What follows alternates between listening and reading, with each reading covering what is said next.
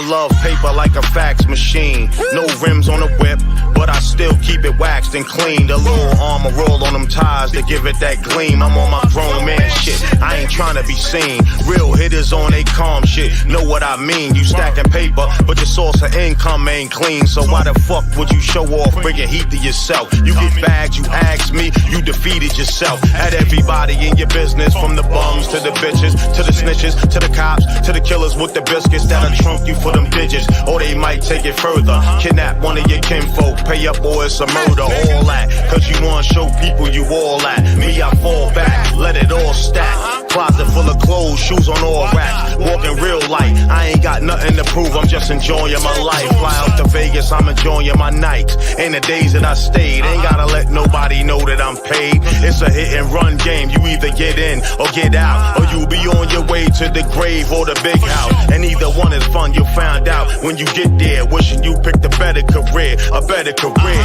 Neither one is fun, you'll find out when you get there. Wishing you picked a better career, a better career. We expose secret. When you hear it, peep it. Or stay ignorant on that sheep shit. We expose secret. When you hear it, peep it. Or stay ignorant on that sheep shit. We expose secret. When you hear it, peep it. Or stay ignorant on that sheep shit. We expose secret. When you hear it, peep it. Or stay ignorant on that sheep shit. Loose lips sink ships. When niggas start dropping knowledge, why you act like a bitch? You feeling tough? Swallow these pills, digest these gems. Chakra means wheels, the real spin is more than just rims. The first name of God in the Bible is Elohim, meaning these beings, we seeing reflections of them. You hear the mark of the beast, you hear that all the time. This is the mark of Yah, talk about that 999. Slice of ginger every day, B, it's good for your shine. When you charge up off that sun gazing, all the wicked go blind. The pale focus moon people, not the soul design. That sensitivity, different soul, but everything's in the mind. Ether, water, fire, earth and air. 88 constellations, 64 squares. Know what you're living for, unlock the furious five. Your hands tell on judgment day, are you done when you were alive? This is a expose, are you fact or you fiction? Life is sacred and every action is your definition. Listen, I suppress how I express when I smoke. Cause most folk got depressed when I spoke. I expose the truth with proof in every choke. I cut the fat off the facts with acts I invoke. Every lyric revealing we the people need their healing. Putting power in political hands, but most concealing their weapons. Their plans won't revolt the feeding land, but you'll vote for a man who stands on glass ceilings, or women who support the system in his talk and his plot to pick us off the planet with dark dealings. Damn it, you know they planned it. They underhanded, don't get caught in bought feelings. That's paid advertising, media making lies ring. Ears appear surviving, years of fears aligning. Tears in your eyes dividing. Got you fighting for your life or sacrifice for providing. The love is the vice you devised in. Reestablish human status, reviving. Conscious like Joey Badass, revising. Life-loving legacy is pleasantly surprising. In times when the honey is heavy in your mind, man, I take a toke and choke from my folk like Pac. Drop the liquor for what he considered nigga. Never ignorant, getting goals accomplished, that's my trigger. And I ain't a monkey on the run with a gun or a rich cracker nigga. I'm an outlaw RBG gorilla. Outlaw RBG gorilla. We expose secret. When you hear it, peep it. Or stay ignorant on that sheep shit. We expose secret. When you hear it, peep it. Or stay ignorant on that sheep shit. We expose secret. When you hear it, peep it. Or stay ignorant on that sheep shit. We expose secret. When you hear it, peep it. Or stay ignorant on that sheep shit. We expose secret. When you hear it, peep it. Or stay ignorant on that sheep shit. We expose secret. When you hear it, peep it. Or stay ignorant on that sheep shit. We expose secret. When you hear it, peep it. Or stay ignorant on that sheep shit. We expose secret. When you hear it, peep it. Or stay ignorant on that sheep shit.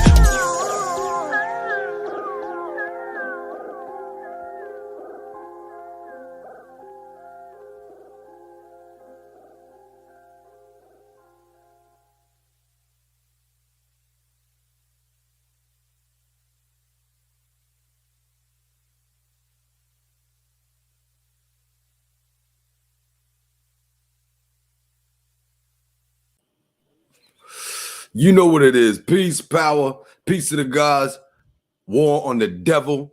Peace in your mind, power, refine what you do. That power make you evil or divine, and I choose divinity every time. This is the Hardcorrespondant Podcast, GR8, Son the Great. I'm in here.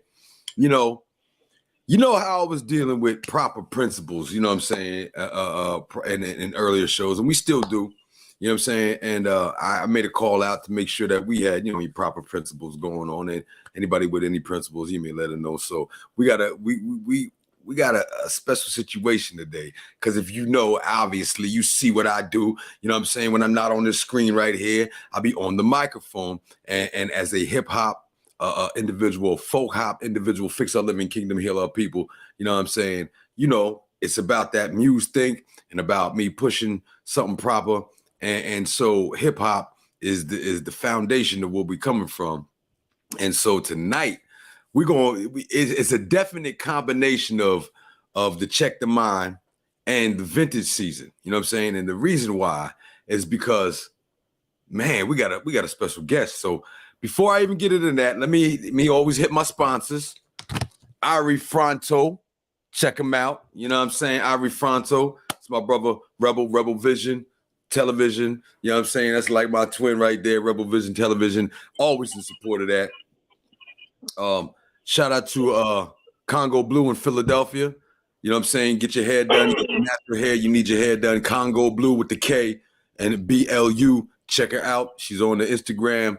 Pull her up, get that appointment, let her go ahead and take care of your scalp, take care of your hair, and just get some great high vibing when you get over there. Shout out to Telebeauty right here. That's who do my hair in Snellville area, Atlanta area. Telebeauty, she do it all too, so holler at her.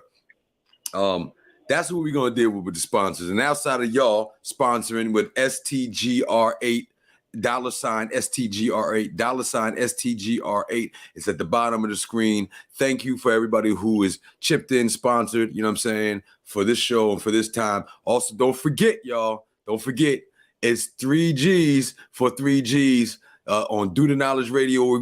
He's running up on his 3,000 shows.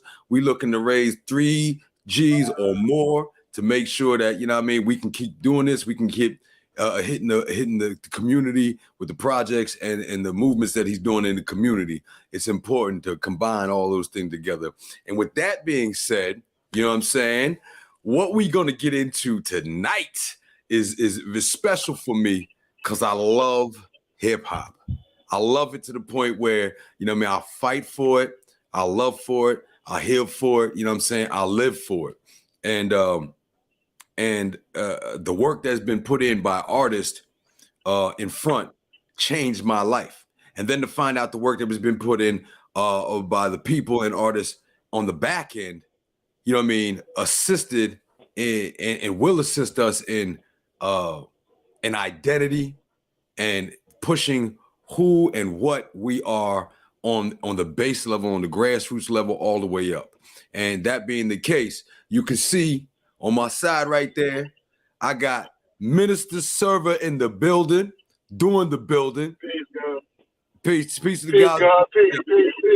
And so what I like to do, Minister Server, on here is let people know why you qualified to be on the show, why you qualified to have a conversation, and why you qualified for them to pay attention and listen.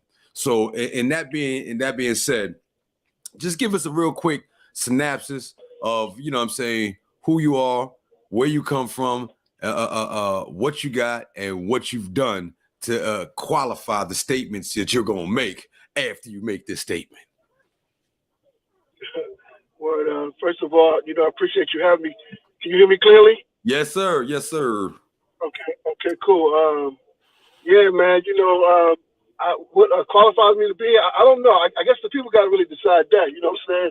I'm just here to be of service, This is my 30-year anniversary with Nation Time Syndicate. Big up to my brother Malik Kalam. You know what I'm saying? Salute for sure. There you go. So, this is my 30-year anniversary with Nation Time Syndicate. So, even though I've been involved with hip-hop since my early days back in Atlantic City, New Jersey, you know what I'm saying? I was 40 years ago when I was in high school, I was MC Dave T. You know what I'm saying? So hip hop has always been a part of my life. But in 1992, it became intentional, and not only the entertainment side, but you know, the whole mission of Nation Time Syndicate was to preserve hip hop culture and all of its art forms. You know what I'm saying?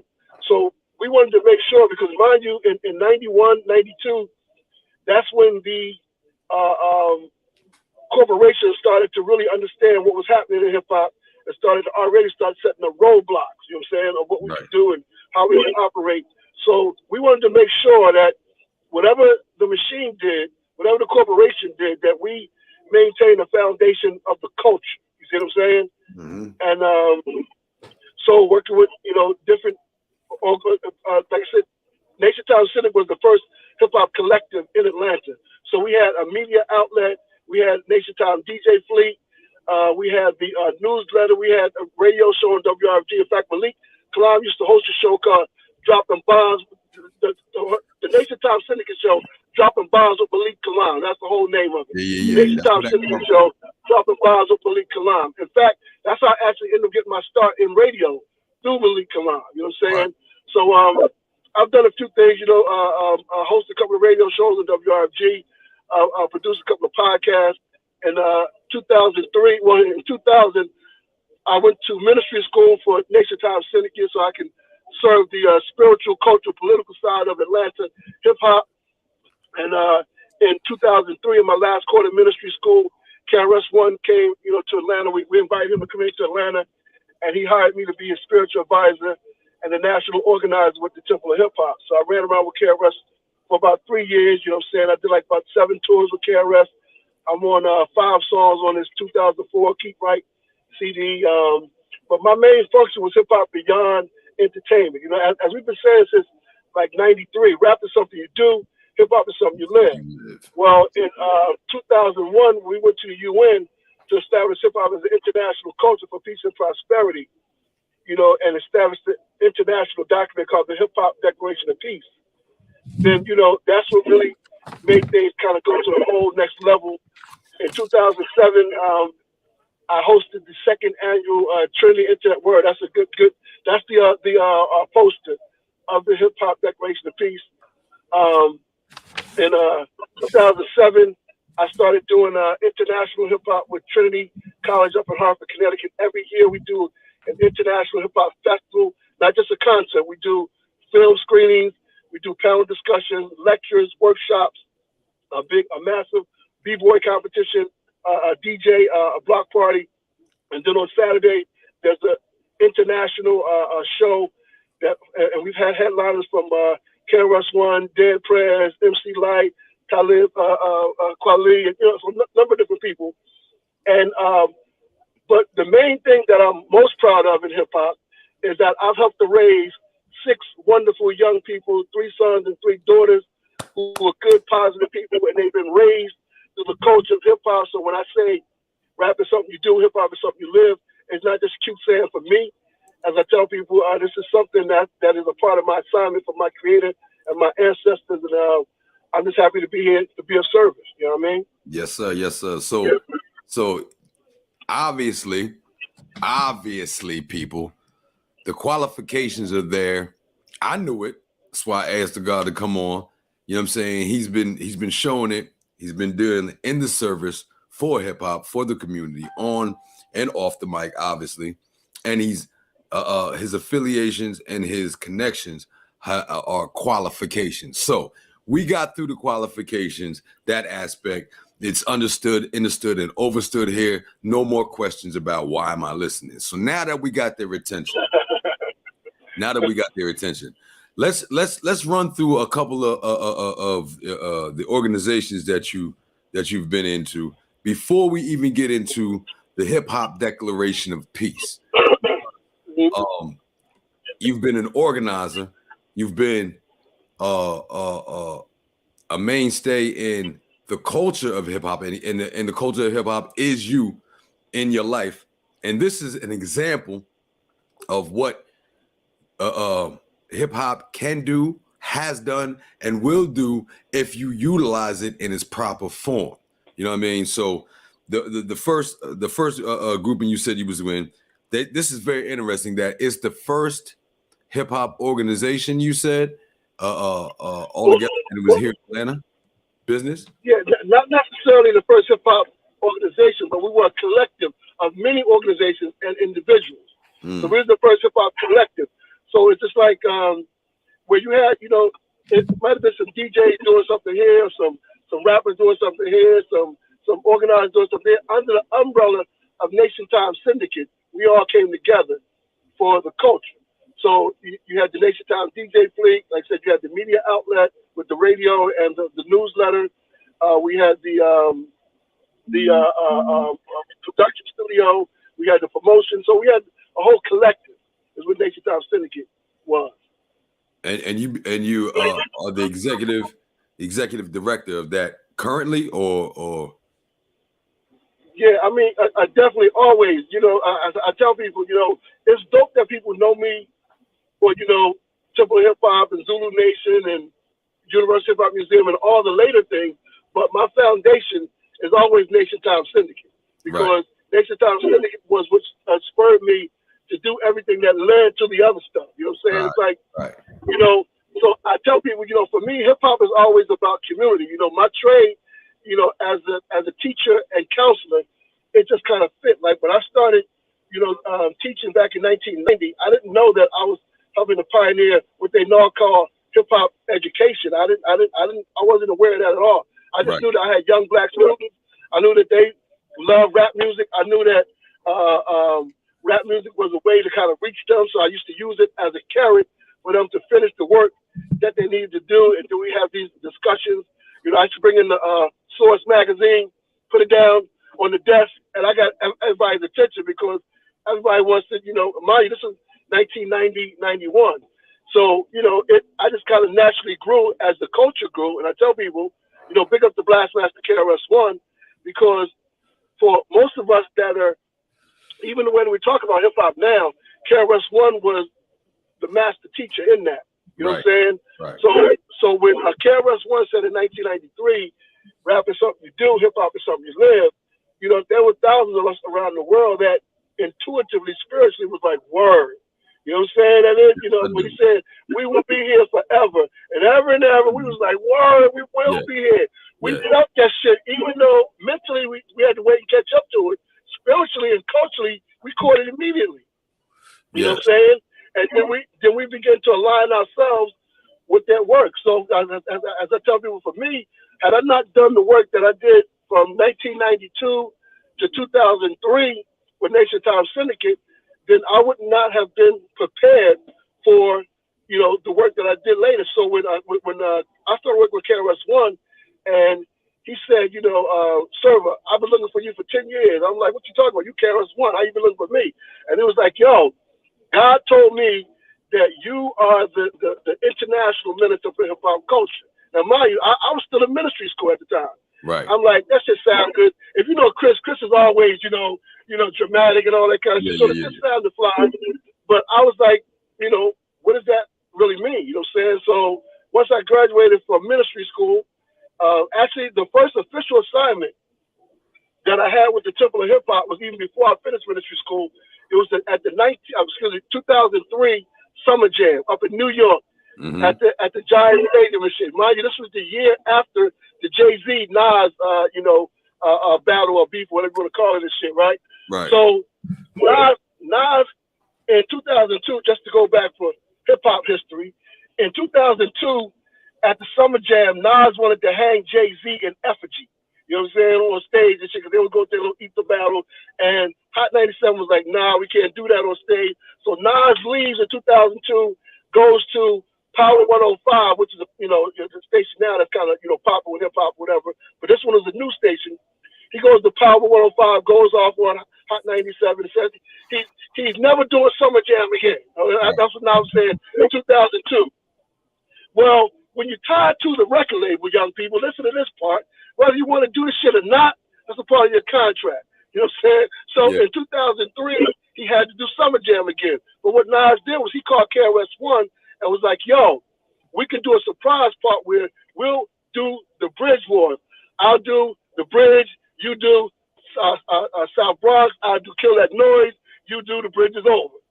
Okay, so he called KRS-One. The KRS-One asked me to go with him. That's when he introduced me to everybody. That's when I had the copy that you got right there of that hip-hop decorated piece. That's what I was armed with backstage. You know what I'm saying? Talking to all the people, letting them know that, again, rap is something you do, hip-hop is something you live. These are some principles to help you live the culture. You know what I'm saying? Amazing. So for me, everything, you know, that kind of goes back to the work that I've done locally, which has allowed me to do stuff nationally and internationally that I'm able to do. Beautiful. Yeah, I mean, shout out to Malik Kalam, my big brother. You know what I'm saying? My OG, RBG, salute, the creator of the Z on the salute when you hear that, because he introduced me to you and put us in connection with it when I was on the radio on WRFG with him on Outlaw Radio. So you had 3 different shows that you were dealing with, or when you were on the radio. Give us a little bit about them 3. Well, the first show, again, there was a time when Malik's show, in my opinion, was definitely the hottest show at WRFG, the Daystar Syndicate show, dropping bombs with Malik Kalam. He's do the Pac ride, you know what I'm saying? He was one of the first person that I ever heard do the whole chop and screw type level where he slow sit down, you know what I'm saying? So Malik was a real pioneer in that, you know what I'm saying? But there was a time when he had to do a legal hiatus, let's call it. Yeah. And we wanted to maintain the radio slot. So I was already kind of co-hosting with Malik on some of the shows and shit, right? So they was like, "Servant, you should do Malik's show." I was like, "Yo, can't nobody do Malik's show but Malik, period." Yeah, real quick. If you've never heard Malik's shows, if you've never heard Malik on the John, then you don't know what we talking about. But if you did, then you know exactly what he's saying right now. You know what I mean? As a co-host for 6-7 years, look, Malik, the fan blind. As a co-host for 6-7 years, he would freestyle and then look at you like, "Yeah, it's your turn." And be like, "Man, you done said everything. How am I supposed to do man. say now?" But man. Malik's, I probably got more freestyles on Malik's show than I had on all 3 of my shows combined, because just the energy that Malik had will make you want to just join in. You know what I'm saying? Like, yo. So, okay. So when he went on his legal hiatus, Nation Time wanted to maintain the same slot. So that's when I said, well, listen, I can't do Malik's show, but I can produce another show. That's when I started producing the Conscious Zone, the messages in the music, where, you know, to me, like, every artist, no matter who they are, has a quote-unquote conscious song, because conscious means, you know, aware, spiritually aware, or consciously aware, you know, culturally aware, whatever the case is. So I would play a number of different artists that may not be quote-unquote conscious artists, like Trick Daddy or people like that people may not have thought of as conscious artists. But again, during this time, every artist has something that was social consciousness, you know, spiritual consciousness, political consciousness, because that's the era that we were in the early 2000, late 90s, 2000, whatever. So that was exactly. So that was the Conscious Zone. And we should do a segment on it. The show came on from 3 a.m. to 6 a.m. And we should do a thing called 4 o'clock freestyle. Where we let people call in at 4 o'clock in the morning. You would not believe the number of people working third shift and whatnot that really just appreciated being able to call up to the radio and say, "You're not WRFG." And in fact, I'm rocking WRFG tonight, yo. Okay. You know what I mean? You know what I'm saying? Salute. You know what I mean? So that was the first show. The second show was what's the show? 2 Wild Motion. We Are One. Before you even get to that second one, let's build on the first one, because I think it's an important aspect that component in music is registered. I mean, all I do is so-called conscious music. You know what I mean? I do liberation lyrics, retribution sounds, you know what I'm saying, until payment happens for my ancestors. So that's what it is. But I think it's such an important component that we don't concentrate on, or we don't have a situation where we do that now. In my opinion, and from what I've heard, was strategically removed from, you know what I mean, the playlist of people. Like, they're not even allowed to play that on regular radio. So to be able to do that and bring that in, I mean, I commend you on that, especially as an artist who, you know what I mean, who would have been on that, John, if I would have been down here at that time. I ain't get here to 2006. But you know what, though? Big up to WRFG, because that kind of program still goes on. Now, mind you, this wasn't happening in the mainstream. You know what I'm saying? It was on WRFG.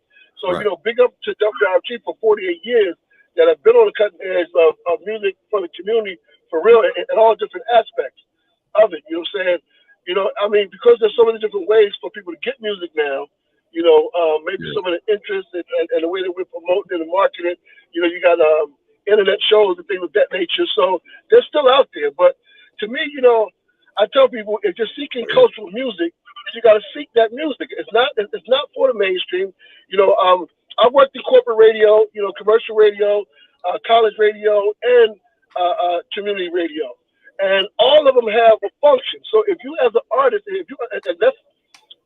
Atlanta is very rare, because WRFG is a 100,000 watt community radio station. That's almost unheard of, because 100,000 watts is the highest that you can get, no matter what station, commercial or not. Right. So Atlanta's in a position where it has Georgia Tech, Georgia State, WRFG, along with the commercial stations that are 100,000 watt stations. So that's one of the reasons why the creative energy is so high in Atlanta, because there's so many different ways for you to, find your tribe, find your lane, and be able to express your art. Facts. I bear witness to that. I'm here right now. You mean, and doing what I do, doing more here than I did anywhere else. Philadelphia, you mean, Reading, Pennsylvania, Allentown, even New York. You know what I'm saying? I'm doing more here because of that. So the second show you had, what was that? It was called Too Wild Mosier, which was actually, it was a show, a big up to Angelique, who was the host of that show.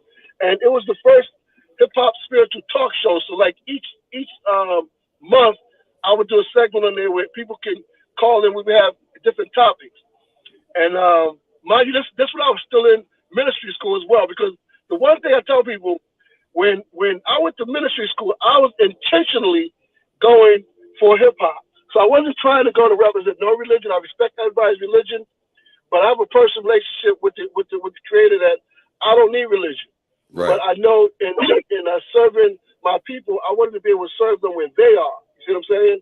Right. So I had to be straight enough where, even though I don't believe in mystery God and the books and all that kind of stuff that people believe in, if that's where my people are and I'm there to serve them, I'm not there to serve me. I'm there to serve them. I felt like I needed to, have that kind of background so I could, serve them in that capacity. And that's what's been really a blessing about it, because I represent a higher infinite power healing our people, hip hop. That's my God. You know what I'm saying? And regardless of your religion, if you are against a higher infinite power healing our people, we just don't have nothing to talk about. That's all. That's okay too. You know what I'm saying? But what we've done through hip hop culture, you can't tell me that there's not a high infinite power healing our people operating through us. And because we are a young culture, we're still figuring things out. So with Too Wild Mosier, we were able to have real-time conversations as I was in ministry school. You know what I'm saying? Because I'm one of the ones that, I stay in student mode. So I'm not trying to come off like I know everything, because I'm learning every day too. Right. But I know that to be of service to my people is not about just what I say. It's about what I live and how I live and those type of things. And I've always taken that very seriously. So Too Wild Mosier was the first time that it gave me a chance to really, speak my truth to the people, to as I would later formulate what I now call hip hop ministries. I wasn't calling it that then. I was just teaching, as I was learning. You know what I'm saying? So that's what Too Wild Mosier was. And then the last one, with Beats and Rhymes, big up to I-Rise and DJ Yaquan the Traveler and Soul Messiah. And Beats and Lyrics, man, that's a show that was a staple. That's transforming to Riot TV, Riot Radio now. But for me, it's always about being able to use the culture to show the fullness of the culture beyond rap music. Right. Again, you know, back to the rap is something you do, hip hop is something you live. So all of the things that I'm involved in is always about bringing the fullness of the culture beyond entertainment. Yeah, beautiful, beautiful. So you had the talk show, you had 2 music shows that you were dealing with. You're pushing that. You've run you get connected with KRS-One. He asked you to become part of Temple of Hip Hop. So speak to us real quick on Temple of Hip Hop. And there was some other groups that you were involved in. Was it before or after that? Yeah. So we want to build, we definitely want to build on those 2 as well. But you know what I mean? Maybe Temple of Hip Hop might be the most known. Definitely. Well, Zulu Nation as well, but Temple of Hip Hop, you know, for me, what I tell people, what I still appreciate, you know, I mean, because I still consider myself being the Temple of Hip Hop. As I tell people, the Temple of Hip Hop is a ministry, archive, school, society. So it's a concept of being hip hop. You know, so when we say we are not doing hip hop, we are hip hop. We may be doing rap or maybe doing b-boy or some of the elements. That's what we do, but we are hip hop. The Temple of Hip Hop is the first organization, the first movement to put that into real literature and the practice of it. So while sometimes people get caught up in, you know, KRS-One and KRS-One's career and what he's doing and things of that nature, when KRS-One asked me to be the national organizer with the Temple of Hip Hop, the main reason that KRS-One wanted me to do that, because as he said, when you have celebrities, sometimes people look at celebrities in a different kind of light. Right. So what I represent is the everyman. So if Server can live a positive, productive, progressive, prosperous lifestyle through this culture, anyone that wants to do it can do it. You know what I'm saying? Yes. So I haven't, you know, like even in Atlanta, and you in Atlanta, as you see, there's no Temple of Hip Hop building or meetings or no shit like that, because as I tell people, we don't need another organization in Atlanta. If you want to be the Temple of Hip Hop and in your spirit, you say, I am hip hop, and you carry it around in your body temple, then technically that makes you the Temple of Hip Hop. Now, whether you want to go further down the rabbit hole and really study with the Temple of Hip Hop, that's a whole nother conversation that most people really don't want to do, because most people, unfortunately, they don't really study like that. You know, people, like most Black people particularly, we are more naturally, intuitively a higher infinite power healing our people than we are as far as studying and really know how to activate it. So what I've been able to do in my ministry is to teach universal truth principles that you don't need to change your religion. You don't need to take no special thing. But what you do have to do is have to believe that whatever path that you have chosen, that you really believe that shit and that you want to activate that shit. You're not waiting for God to do something for you, because God has given you everything that you need for you to have life more abundantly. So if you're not living the life you desire to live, what we say through Hip Hop Ministries is maybe we have some strategies and techniques that you might want to try out. You know what I'm saying? So I do minister service suggestions. I tell people I have children. I don't try to make my children do anything. But first of all, I teach them and I lead by example. But for me, if it's anything that's good for me, it's good for my people. Now, whether my people want it or not, that's where they have a choice. But I'm here to be of service. So anything that I'm serving to my people is going to be good for my people. So that's what I'm here to do. Unfortunately, particularly in a city like Atlanta, because the entertainment side is so strong, people don't really they don't really vibe on the cultural side, let alone the spiritual side. That's a whole nother conversation. Yes, and I'm talking about even some of my crew. You know what I'm saying? But again, I'm not here to try to force anything on anyone. I'm here to, you know, to serve and to be an example. You know what I'm saying? When you see me, it's just like, shit, if Server could do that shit, I could do that shit too. Because that's exactly how it is. Exactly. You know what I mean?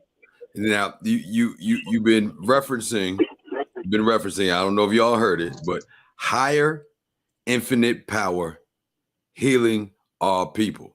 You know, I call it the healing our people because I'm a folk hop, fix our living kingdom, heal our people. You know what I'm saying? Higher infinite power healing our people.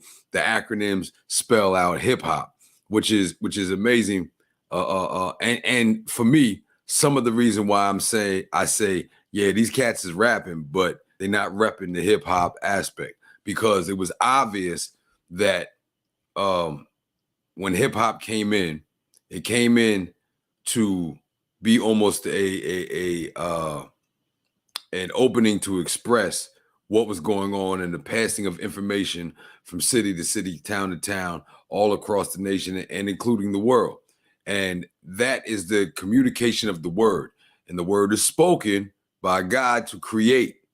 This is what it is. So to me, hip hop has if not the most, one of the most important jobs in music and proper propaganda, which is what we push here, proper propaganda aspect to not just make you dance and make you wiggle and all that, but to give you something to enhance your life and to connect you to your higher power internally when it comes to it. So to have that acronym and to push that out there, I commend you on that one.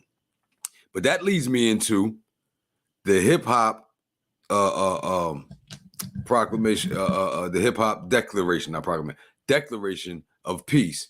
And I have recently caught, I think it was last Sunday, where KRS-One was talking about kind of the history of what was going on and how that all came together and who was in the UN and who pushed it behind the scenes. And it was amazing build. But I don't think the people really truly understand what that means, what it is, and then what that means. So give us a okay. I don't know what happened. You know, it's kind of funky out here, the things. So when he comes back, I'm gonna have him give us the breakdown or the buildup of how that became. But before that happens, proper principles here. Since I got the principles right in front of me, I want to read some of these. I'm going to read the first principle, the 9th principle, and then the 18th principle. Shout out to Do the Knowledge Radio. If you know the math, you know why I'm doing that. So the first principle is hip hop is a term that describes our independent collective consciousness. Ever growing, it is commonly expressed through such elements as breaking, MCing, graffiti art, DJing, beatbox, street fashion, street language, street knowledge, and street entrepreneurism. Wherever and whenever these and future elements and expressions of hip-hop culture manifest, this hip-hop declaration of peace shall advise the use and interpretation of such elements, expressions, and lifestyles. Somebody had to sit down and have this conversation. You know what I mean? And they did a, well, he's gonna build with you on that. So let me go to the 9th one right now. The 9th one states, May 3rd is Rap Music Day. Hip hoppers are encouraged to dedicate their time and talent to self-development and for service to their communities. Every third week in May is Hip Hop Appreciation Week. During this time, hip hoppers are encouraged to honor their ancestors, reflect upon their culture, contributions, and appreciate the elements and principles of hip hop culture. November is Hip Hop History Month. During this time, hip hoppers are encouraged to participate in the creating, learning, honoring of hip hop's history and historical cultural contributions. And then the 18th one, knowledge build, born to born.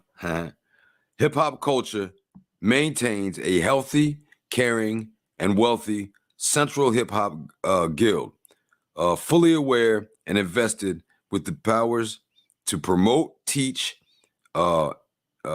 interpret, modify, and define the principles of this hip hop declaration of peace. So it has a component built into it that can adjust to the times and to the needs of the people who are representing the other 17 principles. And it has been in the UN and officially named and sat at as a culture, one of the fastest growing cultures at that. So that being the case, it is a tool and is a weapon for both sides in this proper propaganda situation. You can utilize this tool as a weapon against the oppressive regime, or you can allow the oppressive regime to utilize this weapon as a tool to direct the propaganda and the thought patterns of the people. Henceforth, why I call what I do Muse Think, and fix our living kingdom, because obviously it's living, the culture is alive. Fix our living kingdom and heal our people. It's a reminder to the folk to do such. There's a bunch of people's faces on this. I mean, and from my understanding about what KRS-One was speaking, they literally talked to people. They literally put out a survey. They literally asked people what, and we're talking about thousands of people, what hip hop was to them. And they got the collective ones that were the same throughout. And there was people who were saying the same thing. And in that similarity, they came out with 18 principles that apply, or they want you to apply to your life as a hip hop individual, as a hip hop person, for the collective of the culture. And so I know we're going to be going through these, you know what I'm saying, throughout the following shows. But I just want you to know and understand that it's not just words coming out of these people's face. It's a culture. It has something, you know what I mean, to do with it. And that's only one part of the culture. You heard it was DJing, there was entrepreneurship, there was graffiti art, there was MCing, you know what I'm saying? There was what else was there? Hold on, let me get it right. I'm gonna read it right through. Comments such as breaking, MCing, graffiti art, DJing, beatboxing, street fashion, street language, street knowledge, and street entrepreneurship. This is back in, you know what I mean, 2000, what did he say? It was 2001, 2002, something like that. 2005, I mean, 2003, whatever. But it's been around here 20 years now, a whole generation. And in that time, we have had artists come represent this on the microphone and in their life. And then we've had artists who have disregarded these principles, but still want to claim to be part of the culture. And they are now influencing the culture in a way, but I know that they do not have the understanding of what it is that they're doing and why. And if they do have the understanding of what it is that they're representing, they may not have enough backing around them to say, hey, listen, this is important. This is important. We are directing the lives of the children coming up underneath us.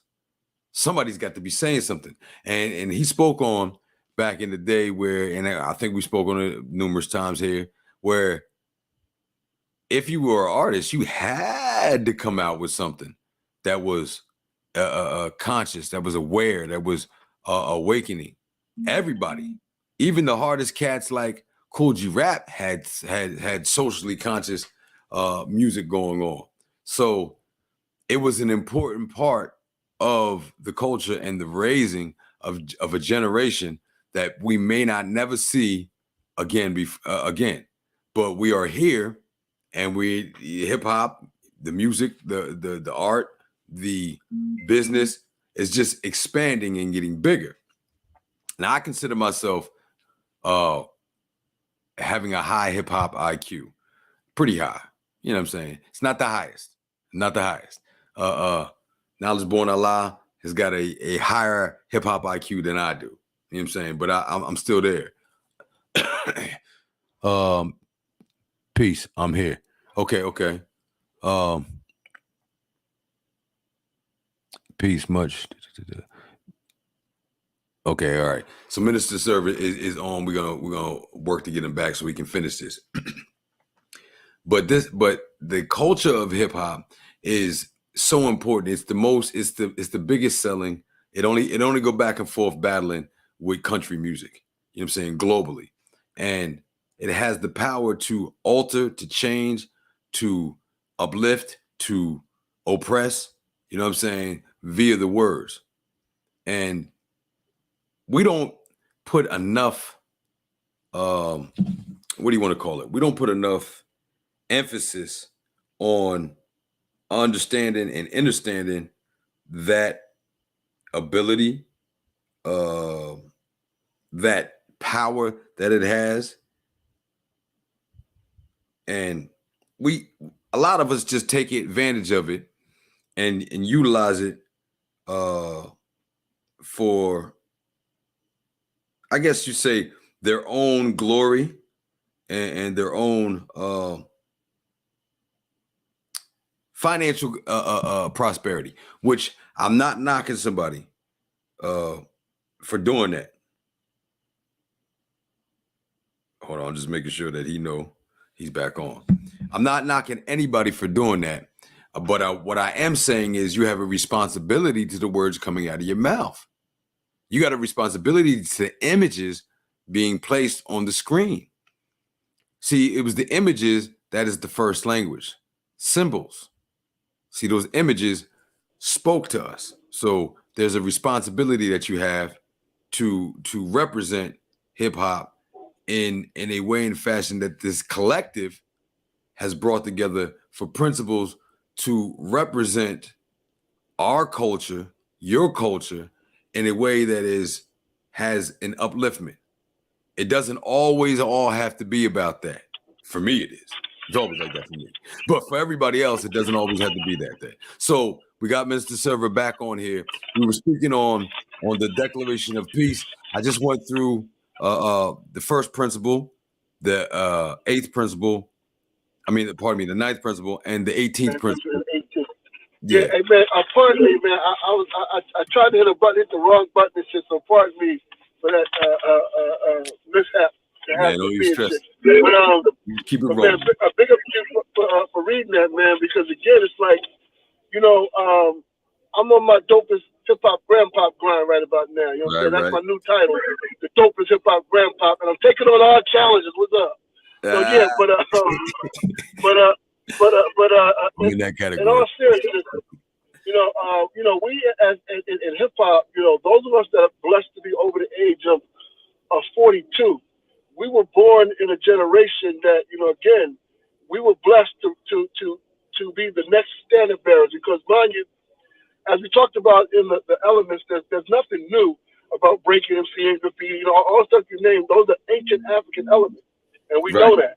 But we also know that the situation that brought those to existence, that manifest themselves, was hardship, was struggle, was the enemy trying to kill us, like they always do.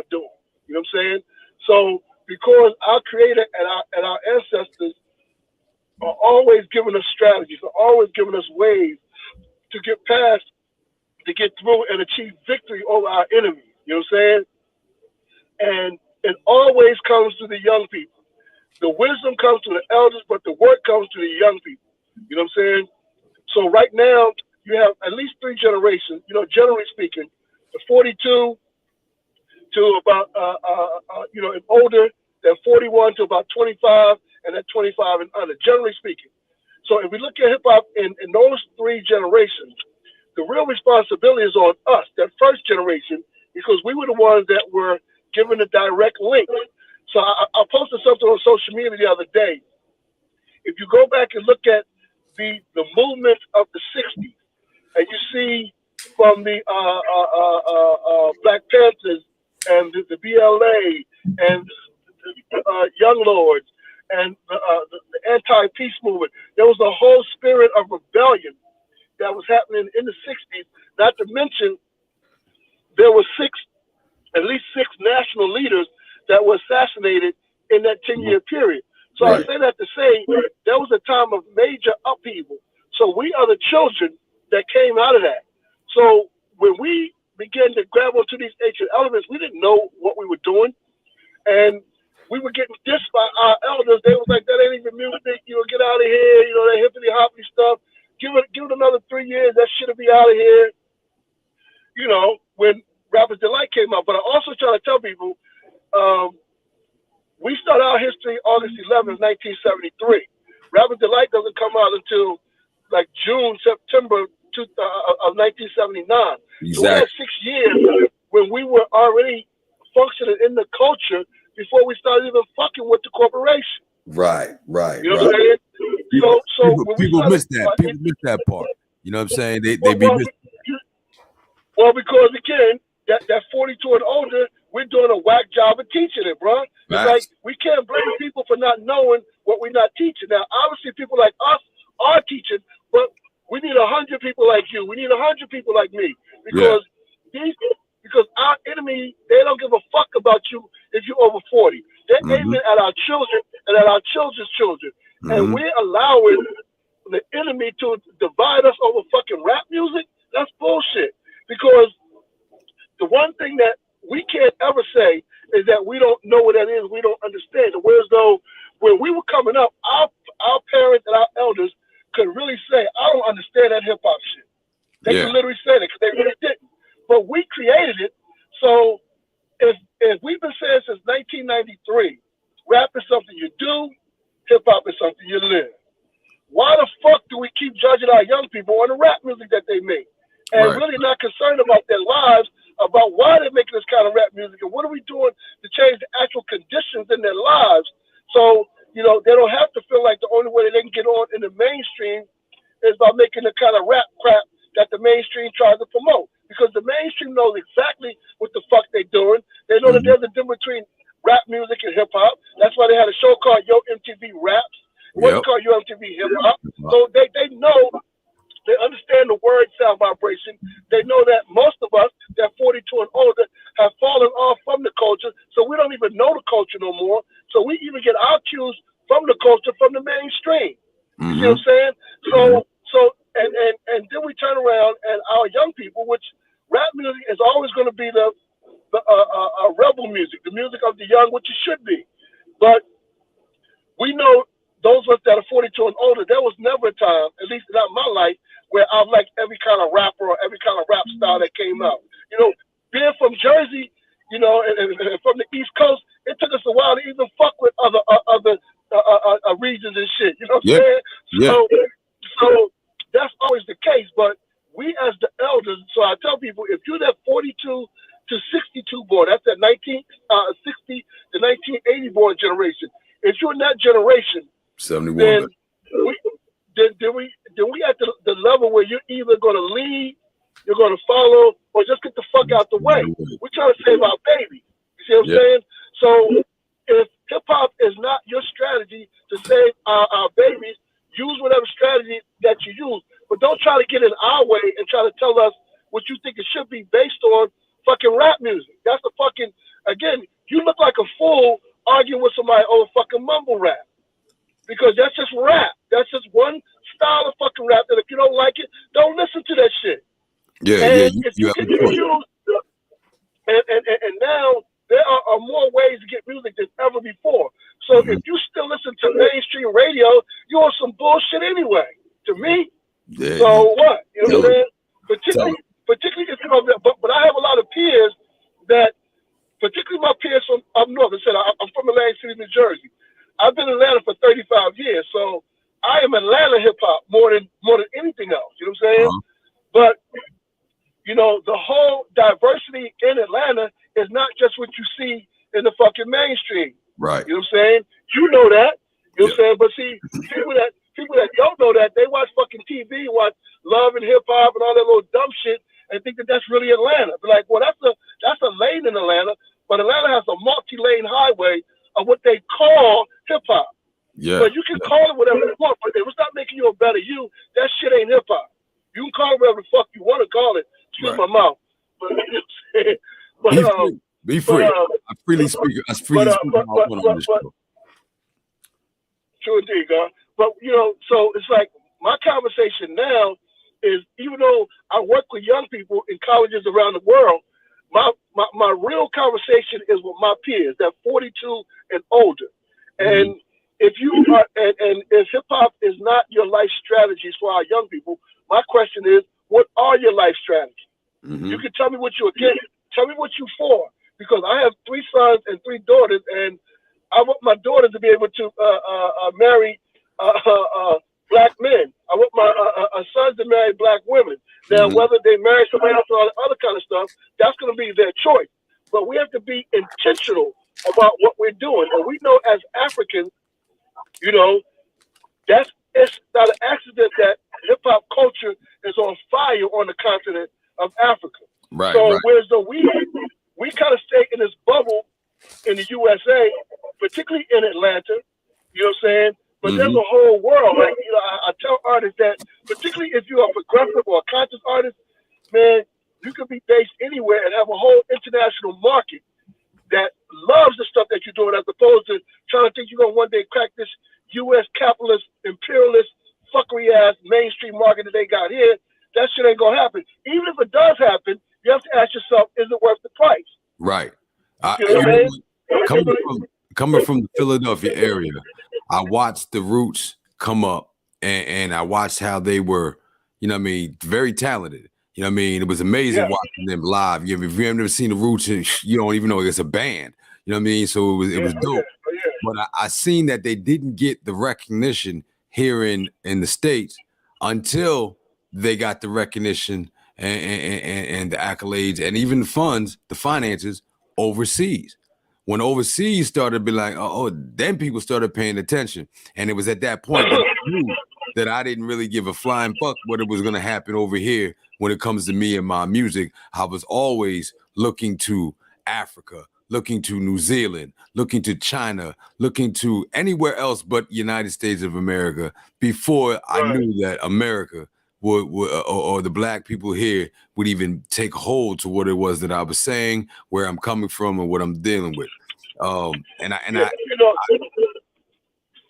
Say again. Not to cut your bill, but I tell people, and this is one of the things that's one of those hard truths and shit, bro. It's like most black people that I know are really not in the hip hop culture. They like rap music, but they're not really trying to build the culture. It's just like, you know, especially that 42 and older. So when I'm talking to my peers, like, I'll be 58 next week. You know what I'm saying? Youngins. And for those that are in Atlanta, I'm having a birthday get together at Ernie's in the Cut. Check me out on social media. If you're in Atlanta, come through, hang out with the fam and shit. But anyway, I'm coming through. If we're not using it to advance our next generation, so that's what I tell people. You know, there's a song on KRS Keep Right CD. There's a song in there called Freestyle Ministry, Server Verbals, and it's me and KRS in the studio, just, you know, kicking some shit. I had no idea it was gonna be on the album and all that kind of shit. But there's a line that I say on that song that I say, and I tell you like this: I don't pack steel, but I got a gat. That's God, Allah, truth, and I do it like this. My children be the proof. My children were babies when I spit that out into the universe. But now here we are, 20 years later. My children are literally the proof of all the shit that I talk about, all the shit that I do. If you judge a tree by the fruit that it bears, and you look at my children, not just my physical children, but the children that I've influenced around the world, I'm good. I'm good as a motherfucker, because at the end of the day, I am a reflection of my creator, my ancestors, my community. That's why my name is Server. I don't stand alone. I'm not here to represent me. I'm here to represent us. And that in itself is so African at its core. We as Africans, we think us and we. The other folks think I and me. That's a European mindset. You know what I'm saying? And unfortunately, there's a lot of European mindset, you know, even in the so-called conscious community. So my thing is that, you know, the hip hop Declaration of Peace are 18 principles. There's no names. There's no organizations written in the document. Even the poster that we have those pictures on there to draw people to the principles. So we teach principles over personality, culture over corporation. You know what I'm saying? That's the core of hip hop ministries. However, the power healed our people ministry. That's the core, and we are spiritual, cultural, political hip hop movement in that order: spiritual, cultural, political. You know what I'm saying? Yes, sir. So when we understand, how to actually approach real life, as I tell people, I was 39 years old, married with 5 children in my household when I started working with KRS-One. I never was running around fucking playing hip hop. This is real life for me, and which is why I don't try to put my shit on nobody else. Everybody has their assignment. Hopefully, by the time they hit 30, 40, they've gotten their assignment from the creator, from the ancestors. Mm-hmm. You know what I'm saying? I'm perfectly clear on my assignment. So whether I'm standing next to Kool Herc, the acknowledged father of hip hop culture, or brother I just meet on the street, we're at the same level in hip hop with that hip hop Declaration of Peace. You know what I'm saying? Yes, because sir. those are principles that we all should hold ourselves accountable to. Now, the whole thing about it is because hip hop is a young culture, less than 50 years old. Like next year, you will see a lot of people from the corporate side, trying to capitalize on the 50-year anniversary of hip hop. We can't stop that at this point because we don't have enough power. But by the time you and my children are our age and they have other children, we will be in full control of our culture if we do the work we need to do now. Purpose and principle is lined over here on the Hardcorrespondent Podcast. We make sure that with vintage season that the artists who are over 35 years old, still have an outlet to come and express themselves, but also that what they're expressing is the mature aspect of this Muse thing. Now, also, again, not to cut your beard, but it gotta be more than just fucking rap music. That shit gotta be more than rap. Like, what are you actually doing besides rapping? Like, what are you actually doing that's helping our community besides rapping? Right. Because see, that's one of my conversations as well. Like, I know people that will call themselves underground and independent, say, I am hip hop, but they ain't doing shit else besides making different type of rap music. Like, they're not actually out involved with any youth organization. They're not volunteering their time. And we can see that our young black men, they need symbols of manhood in real life, and not somebody that's trying to, make them feel like they ain't shit, but, tell them about the God within themselves. You know what I'm saying? Challenge them to leave that fuckery alone and become the gods that they naturally supposed to be. Mm-hmm. You know what I'm saying? Mm-hmm. You know what I'm saying? But see, a number of times, particularly at 42 and older, they definitely be on some old nigga shit. They be on some back in my day and real rap and all that bullshit. Young people want to hear that shit. They don't give a fuck about that. They want to know how can they add on to the culture and be their authentic self. And if we really are the elders and we're still in tune with the creator and with our ancestors, then we would let our ego chill and give the direction. Because my thing is that if you over 40 and you ain't got it in yet, motherfucker, you missed that boat. You missed that boat. Let these young niggas do what they do. Hopefully they will stay alive and they will acquire a different wisdom, that they will act differently. So the whole thing is stay alive and things will change around. So every generation has their own responsibility. So my conversation, I appreciate you having me on the show because we need to have more real conversations. I've been having a lot of conversations behind the curtain because I don't want to, once we bring things out publicly, no one will ever be able to say, well, server, why you ain't call me first? Because I'm calling people personally, you know what I'm saying, yo, this is what's happening, this is what's going on, this is what I'm on, just so people are perfectly clear. I'm on my dopest hip-hop grandpop shit. So as I tell my children, I'm not even looking at y'all. I'm looking at my grandchildren, making sure that 20 years from now, my youngest grandson will be 1 year old this weekend. This weekend, yeah. So, in 20 years from now, I want him to be able to have a better life on the planet Earth no matter where he touches down, which is why I do international hip-hop, because this is only one landmass. We're not tied to any landmass. The whole world is ours and everything that's in it. You dig? Yeah. So, before you go off, because I don't know if you have to leave, because I know we're going to be on here for I do. I do. I'm actually at another event now, but I know I wanted to come on. I made a commitment, so I make sure I honor my commitment. So that's why I'm in the car doing this shit now. I'm actually outside of another venue right now. Two things before you go. One, there's a lot of people I invited to this show that didn't make it. They didn't show up. They didn't do that. So I appreciate love that. Thank you very much for coming through and giving it, because this information is needed. And I'll be going through the principles throughout through other shows, because I'm going to push that. Two. Go ahead. Also, again, thank you for reading that. And when you read the first one, it talked about 9 elements. In 2015, we added the 10th element, which is health and wellness.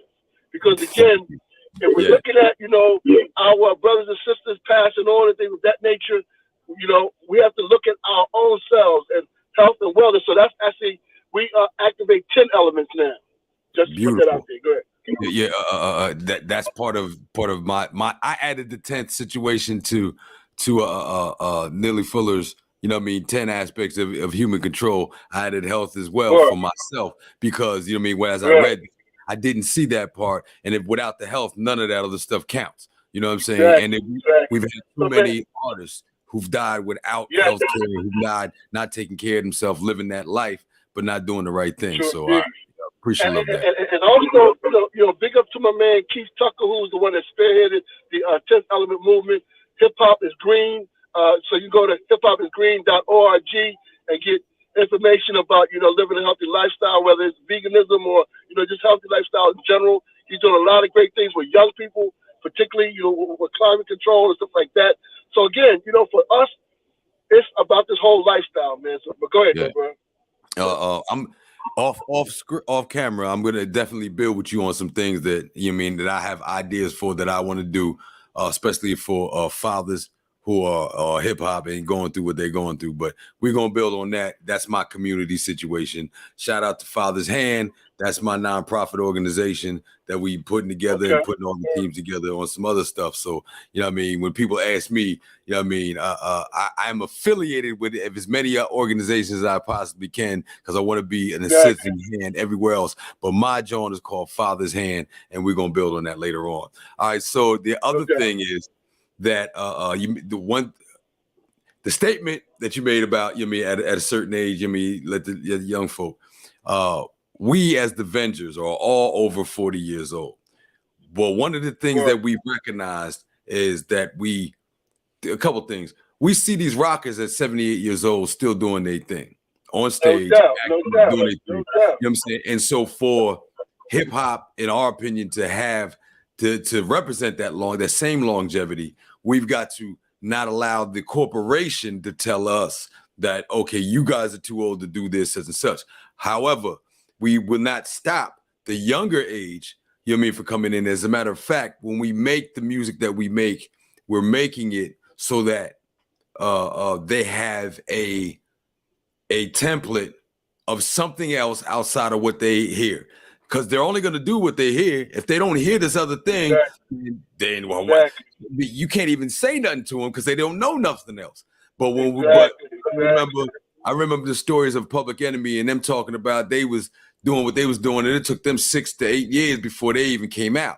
You know what I mean? And they was doing, so they were, it dawned on me, they were a little bit older age than what I had originally imagined, and definitely older than what I was at 15, 16 years old, listening to them do their thing. So for sure. One of the things that the Vengeance wants to do is make sure that we put out quality lyrics that push the propaganda of mature, appreciative love of music, called hip hop, so that not that it's old, but that it's something here that helped raise us. You know what I'm saying? And I was raised off of X-Clan and Public Enemy. Like literally, if it wasn't for Public Enemy and X-Clan and BDP, I would be a totally different dude. Brand Nubian, you know what I'm saying? I did PRT. I would be a totally different dude because I didn't know nothing else, you know what I'm saying, that said to me that, yo, you should know who Denmark VC is. You should You know what I'm saying? You're responsible for your actions when you're at a party type thing. You should know what the, you know what I mean, knowledge, wisdom, understanding, culture, freedom, you know what I mean, power, refinement, equality,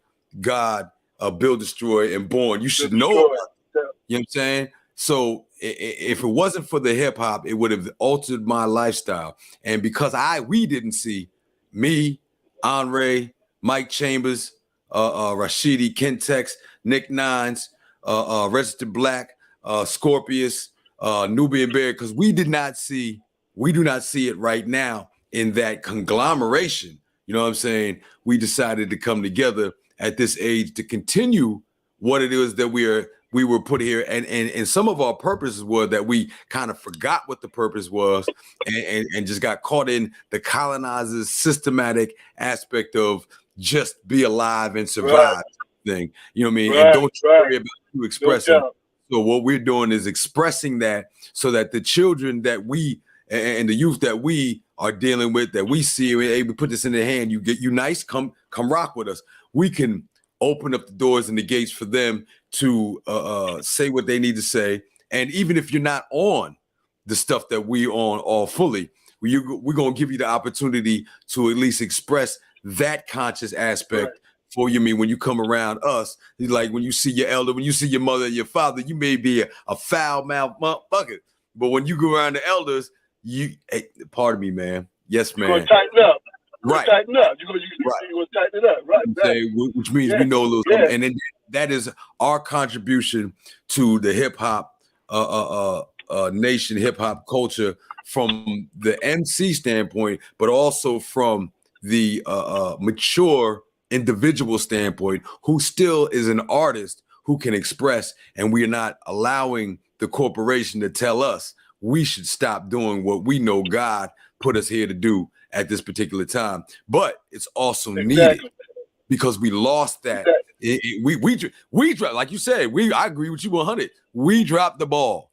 The reason why it's like this right now is because we didn't do what we were supposed to do, thinking we were supposed to. But like you said, what did we know? We didn't know nothing then. You know what I'm saying? We were young and it was new to us, but we have a responsibility to push that. And so when you get the opportunity, check that Vengeance. Check that Vengeance joint. I'm plugging all day. Check that Vengeance. For sure.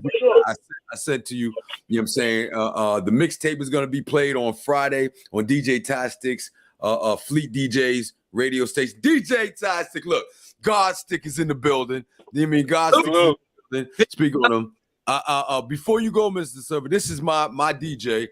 He's the one arm assassin because he's a DJ with one arm. Now I want you to hear it. He's a DJ with one arm. And as the minister server, you know that it had to take a spiritual aspect for him to continue his craft. I just wanted to make sure that you had the opportunity to link with him. Yeah, man. Definitely, man. It's like I posted something not too long ago that I stand by. Some people thought that I was just talking shit, but I was so serious. I said, if you're born between 1960 and 1980, and you are still involved with hip hop culture, we are the chosen people on the planet right now. Mm-hmm. I saw that. It is us, and big up to all of the artists that we call adult contemporary hip hop artists. That means that you're making music intentionally, hip hop music for the adults, that 35 and older. And big up to artists like Nas, like KRS-One, like Daddy-O, like Brother J, that are still dropping the music. One of the challenges is because our peer group have fallen off from the culture. If they don't hear it in the mainstream, they don't think the shit exists. Right. So we have to do, there's a podcast that I was doing, to get ready to start doing again, called Hip Hop Bridge Builders. And, we see, the bridge goes both ways. So we have a lot to reteach our peer group, and we have a lot to learn from the younger people. You know what I'm saying? So, but we are in a great position. I tell people, if you look at mainstream rap music and you judge the culture, you are missing like 9/10 of the culture. That's one aspect. That's one element of the 10 elements that we celebrate. So if you only know about rap music, then you're really not in the hip hop culture. But as I tell people, there are 1,000 different perspectives of what people call hip hop. So our way is not the only way in hip hop. But what we do say, me particularly, let me make it even more personal. What we say through Nation Time Syndicate and through Hip Hop Ministries is that we got a 30-year track record of it working in our actual lives, in our children's lives, and we're not rap icons and superstars and rap artists like that. We are brothers and sisters, husbands and fathers, community people that have been able to activate these ancient principles and elevate our lives to achieve health, love, awareness, wealth, peace, and prosperity for ourselves and for our children's children forever. And as the philosopher's Black Sheep said, you can get with this or you can get with that. The choice is literally yours. Right. You know what I'm saying? But we have proven the principles. We're not running around trying to get people to be down with us. We're trying to share with our kinfolk, those that just that are naturally called to the culture, but haven't learned the knowledge of the culture. Yes, sir. Because if you don't have the knowledge, then you can't apply that. You know, people say knowledge is power. Knowledge is only power when it's applied to a situation. That's that wisdom. So applied knowledge is power. So you know, we're gonna be turning the volume up on the lessons. We are pioneering a spiritual path that we call urban inspirational metaphysics. We're actually, in layman's term, how do you activate the God principles in you? You know what I'm saying? Yeah. And again, this is not theory, because my belief, as I said, is I can do it, anyone can do it, and not only have I done it, I do it. You know what I'm saying? Definitely. I live this life. People that know me know I live this life for real. Right. And I raised 6 children in it, so it's not theoretical. But I also know that I got family members and people that have known me for 30 years that they haven't activated, so they still kind of trying to figure this shit out. And again, that's not a diss, but everybody's where they are in their own level of consciousness, which simply means spiritual awareness. You know what I'm saying? If you still believe in a mystery God, you probably won't be able to activate some of the principles that we teach about. Because you wait for somebody to do something for you, which you have the ability to do for yourself. So that's a whole nother conversation. But we can build on a bunch of stuff, bro. Looking forward to coming back on here, bro, because we got a lot to build on. And I'm here to be of service. For people that try to contact me, you can contact me through social media at Minister Server, MINISTERSERVER. That's on Instagram. I'm on Twitter, but I don't really fuck with Twitter. Got bad energy. I don't fuck with Twitter like that.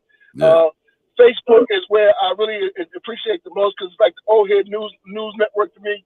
So Facebook, you can definitely find me, David M. Tavares, parenthesis, Minister Server. So y'all is great. Yo, appreciate you having me on, King. Man, For real. Yo, listen, King, I appreciate you showing up, coming through, and especially at another event. You know what I mean? Thanks for your time.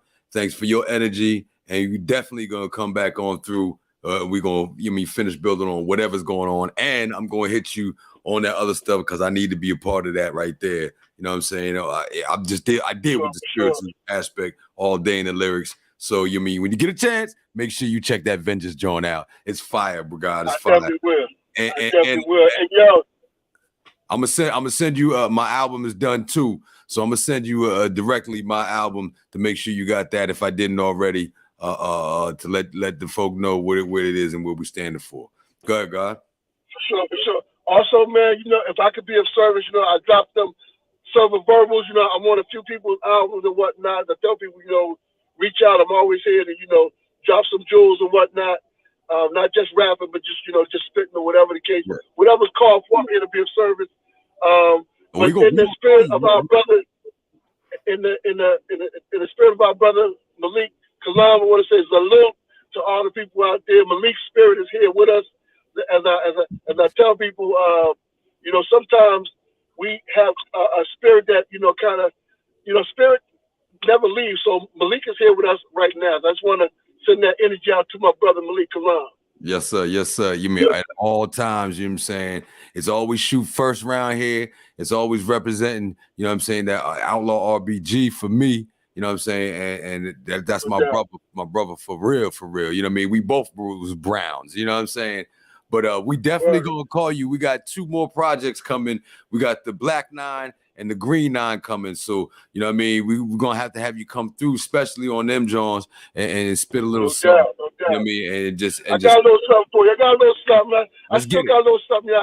I keep the sword sharp, you know what I mean? Yeah, yes, sire. That's what it is. You know what I'm saying? When you see that Vengeance logo, you understand why. I appreciate love the words that you just said, because we got the swords up representing the V, representing that victorious, elevated nature, Jah's children. That's what it stands for. Peace to the God, war, the devil.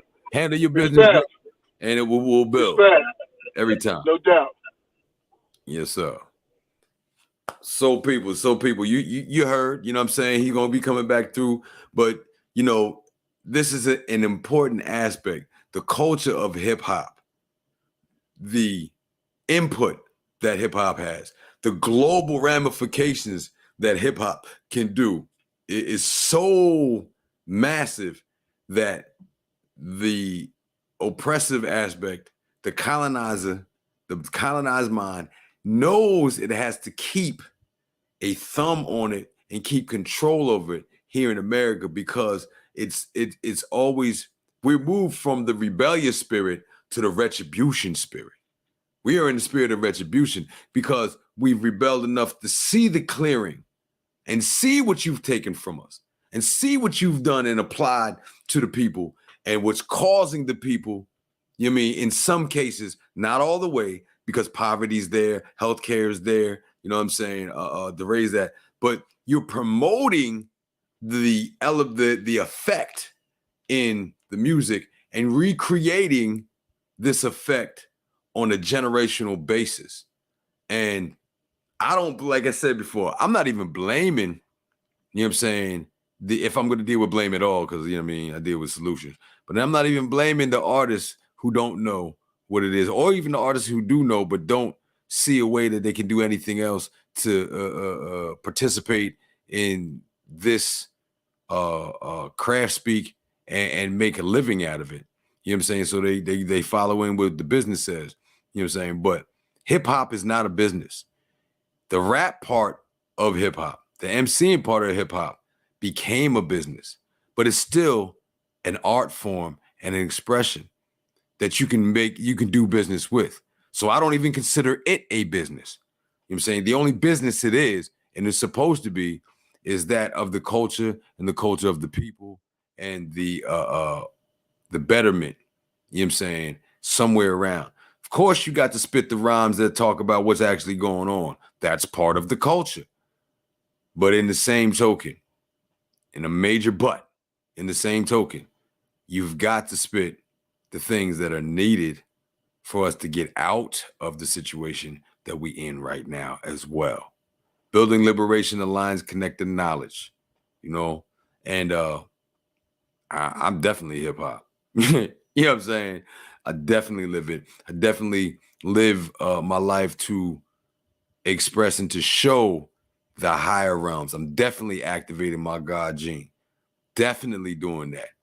And I know that the ability and the capability is there with each and every one of you.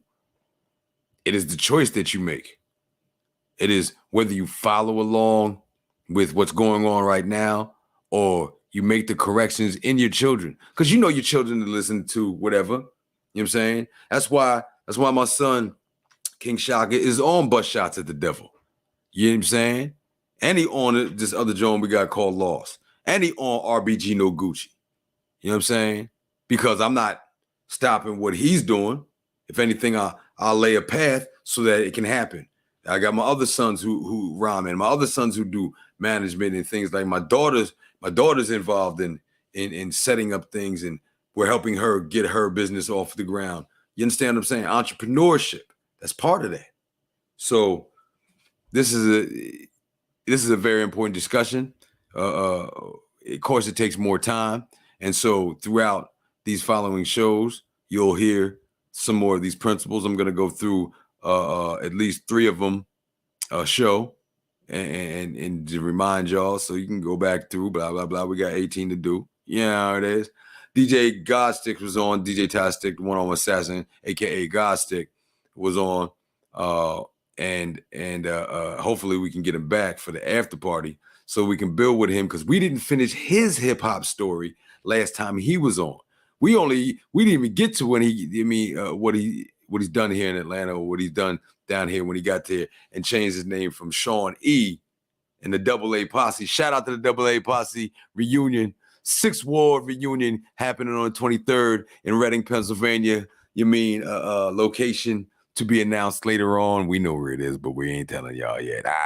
You know what I'm saying? But from the Shawnee into the Tie Stick aspect before he even became the one-arm assassin, you know what I'm saying, down here in GA, Atlanta, so hopefully we can get on there.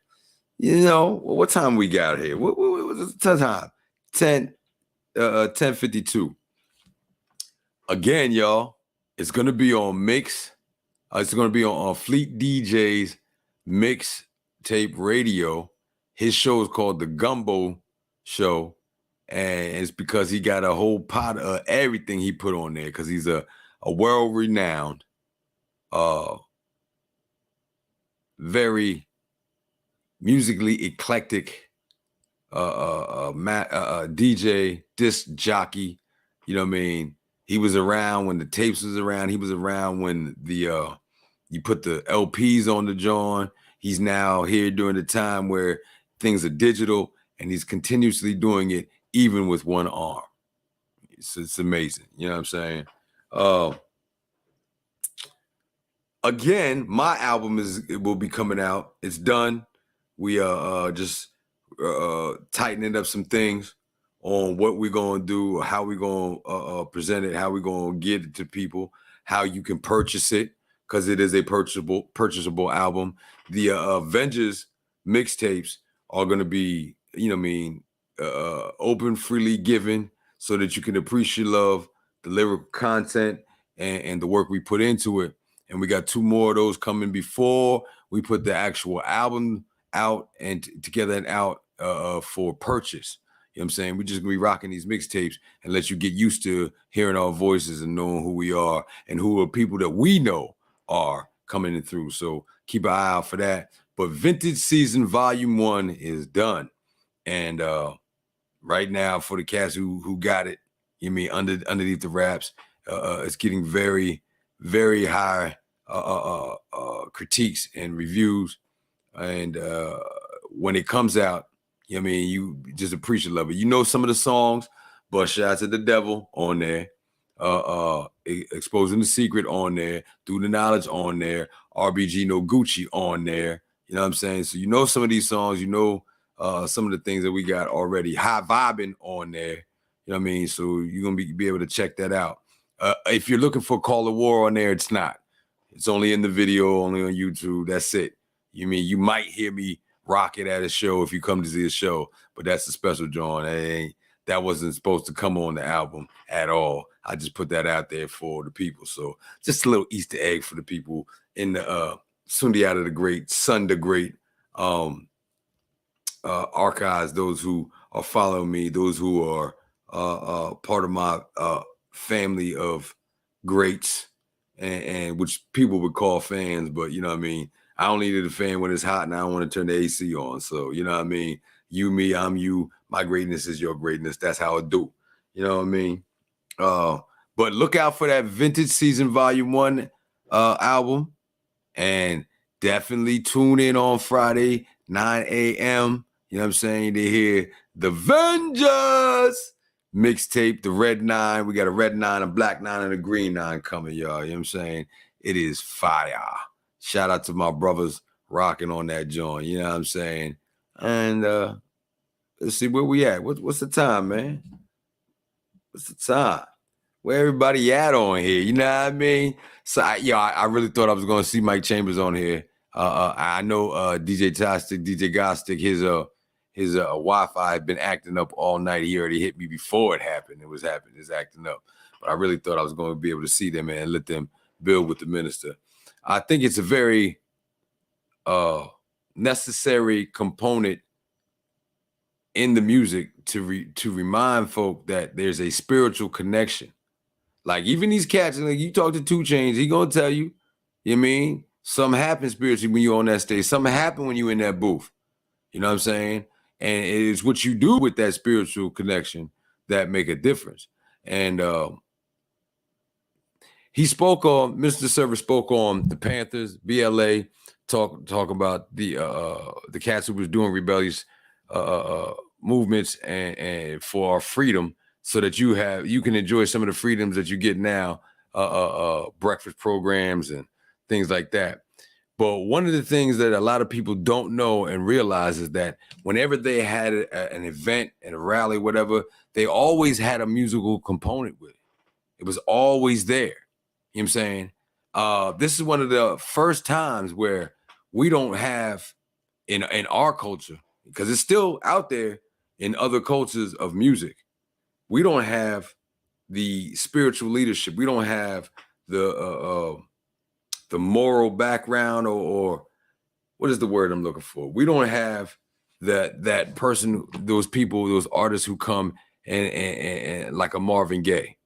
Marvin Gaye wasn't conscious, but when he put out What's Going On, yo, that John altered things, and it reminded people, and then it gave him insight, gave him vision, gave him beyond hope. I mean, these things are important. James Brown was on what he was on, but James Brown put out Black and Proud. You see what I'm saying? Isley Brothers put out the original Fight the Power. You mean this is a component that is necessity, and at this time we don't see that in urban music. They literally shut that down because they recognize the power behind it. They take rap all across the world. They take revolutionary rap, not just rap. They take revolutionary, so-called revolutionary rap around the world. And they play this at different shows. 6 months later, you got an insurrection going on. And they know that this was going to happen. That's why they took it. But they also know that's what's going to happen, so they don't allow it on the mainstream anymore at all. You mean, you can't tell me that, you mean, what's the reason why we ain't really hearing the positive things that even the cats that my favorite, Joey Badass. Where Joey Badass on the mainstream? He be saying it. He be giving it to you artistically, MC wise, but you can tell his upbringing had a spiritual and a cultural background to it. Where is that? You know what I'm saying? He in his early 20s. Why are we not hearing that? He got gold records. Why are we not hearing that? Because it's on purpose. It is a plan. And so, you know, one of the aspects of like the Avengers, you know what I'm saying? We ain't this time we need superheroes. At this time we got all this thing going on. We need superheroes. But we ain't just the superheroes. And superheroes always have their own theme music. We're not just the superheroes, we're the supreme Hey Rules. And we don't have our own theme music. We are the theme music. And this music, this Muse think, is going to activate certain parts of your pineal gland to push that melanin and pass on the message that, yo, there's something more here for us to do to get us out of this controlled mind state that we in, that has us representing ourselves in the most negative light as possible. You know what I'm saying? And I want to touch on the fact that the hip hop aspect is so African and so cultural. You know, like it's always been us. I almost want to say DJ Tastic, God Stick. There it go. I see it. DJ God Stick, the one arm assassin. Yeah, man. I'm just building on how hip hop, from the drum to the word spoken to the storytelling, is the original form of music, man. Like, that's the reason why it gets grasped on so much, because it's in your genes, it's in your DNA. That drum is your heartbeat. You know what I mean? And I know as a DJ, you know what I'm saying, you hear music even different than I do. I hear it from, you know what I mean, the lyrical standpoint. You hear it from the sounds and the vibrations, John. Shout out to Bottega Boys. Bottega Boys ATL is in the building right now. That's us. You know what I mean? Shout out to Bottega Boys. Don't forget they're having a pool party on the 2nd of July up in the Poconos. You know what I'm saying? Get your tickets. You can holler at either one of us to get the tickets. You know what I'm saying? And you know, you gotta get your bottles pre-hand. You gotta get your bottles pre-hand. You know what I'm saying? There ain't no open bar. There ain't no bar there. They do have an open bar for an hour, but after that, ain't no more drinks, y'all. So you better get your bottles pre-hand. You know what I mean? Holler. But I had to see that. I see the Bottega bottles in the background. You know what I mean? Shout out to Half the Hustler. You know what I'm saying? So you know how to do that. But yeah, on the music thing, man, when you hear music, is there a spiritual connection for you? No doubt, yeah. You know, I play all kind of. I play music different. I don't even understand what they saying, but I can feel it. Right. I love reggaeton because I don't know what they're saying. As a lyricist, that's the first thing I listen to. But reggaeton, I don't speak that language, so I just get to feel the beat and feel the flow of what they doing. I love that shit, Ron. I love it. You know what I'm saying? But now that we got you on here, at this point in time, and y'all gonna have to forgive me. I didn't eat, so I've been munching as we go, but I'm hungry. But we did not get into the Georgia aspect and the switching from Sean E from the AA Posse. Shout out to the cookout we having on 23rd of January. 23rd of July in Reading, Pennsylvania. RDG, our hometown, 6th Ward in the building. You know what I'm saying? AA Posse, John. But you Big bang, baby. It's the big bang. You know what I'm saying? Yeah, front and Schiller, you know, Buttonwood Street. You know what I'm saying? I'm from Holland Block, baby. You know what I'm saying? The Ave, right off the Ave, school was good. You know what I mean? But yeah, so let me set this up real quick. You're in Reading, you're doing your thing in Reading. You've if they don't remember, you had a record label, one of the first down there yourself. You're pushing artists, certain things that happen, you're moving, you're grooving. I don't remember. Oh yeah, you were going through how the music was affecting your relationship with your children's moms. You know what I'm saying? And it was an issue, but you continue to strive through. Now you move from that area down to this area. When you move from this area down here, is that when you changed your name, or did you do it before you got there? And what is the reason why you changed the name from Sean E to DJ Ty Sticks? Well, there's a long story behind that. That's a whole nother thing. But it was a stolen identity, so I had to get a whole name change. Okay. Motherfuckers going around the world fucking my name up. Right. I had to get a name change. Then with the name, it was Tylo. So Tylo came. You know, Ty. about the chocolate tie back in the day, the Buddha chocolate stick. Yeah. That's what that tie stick. It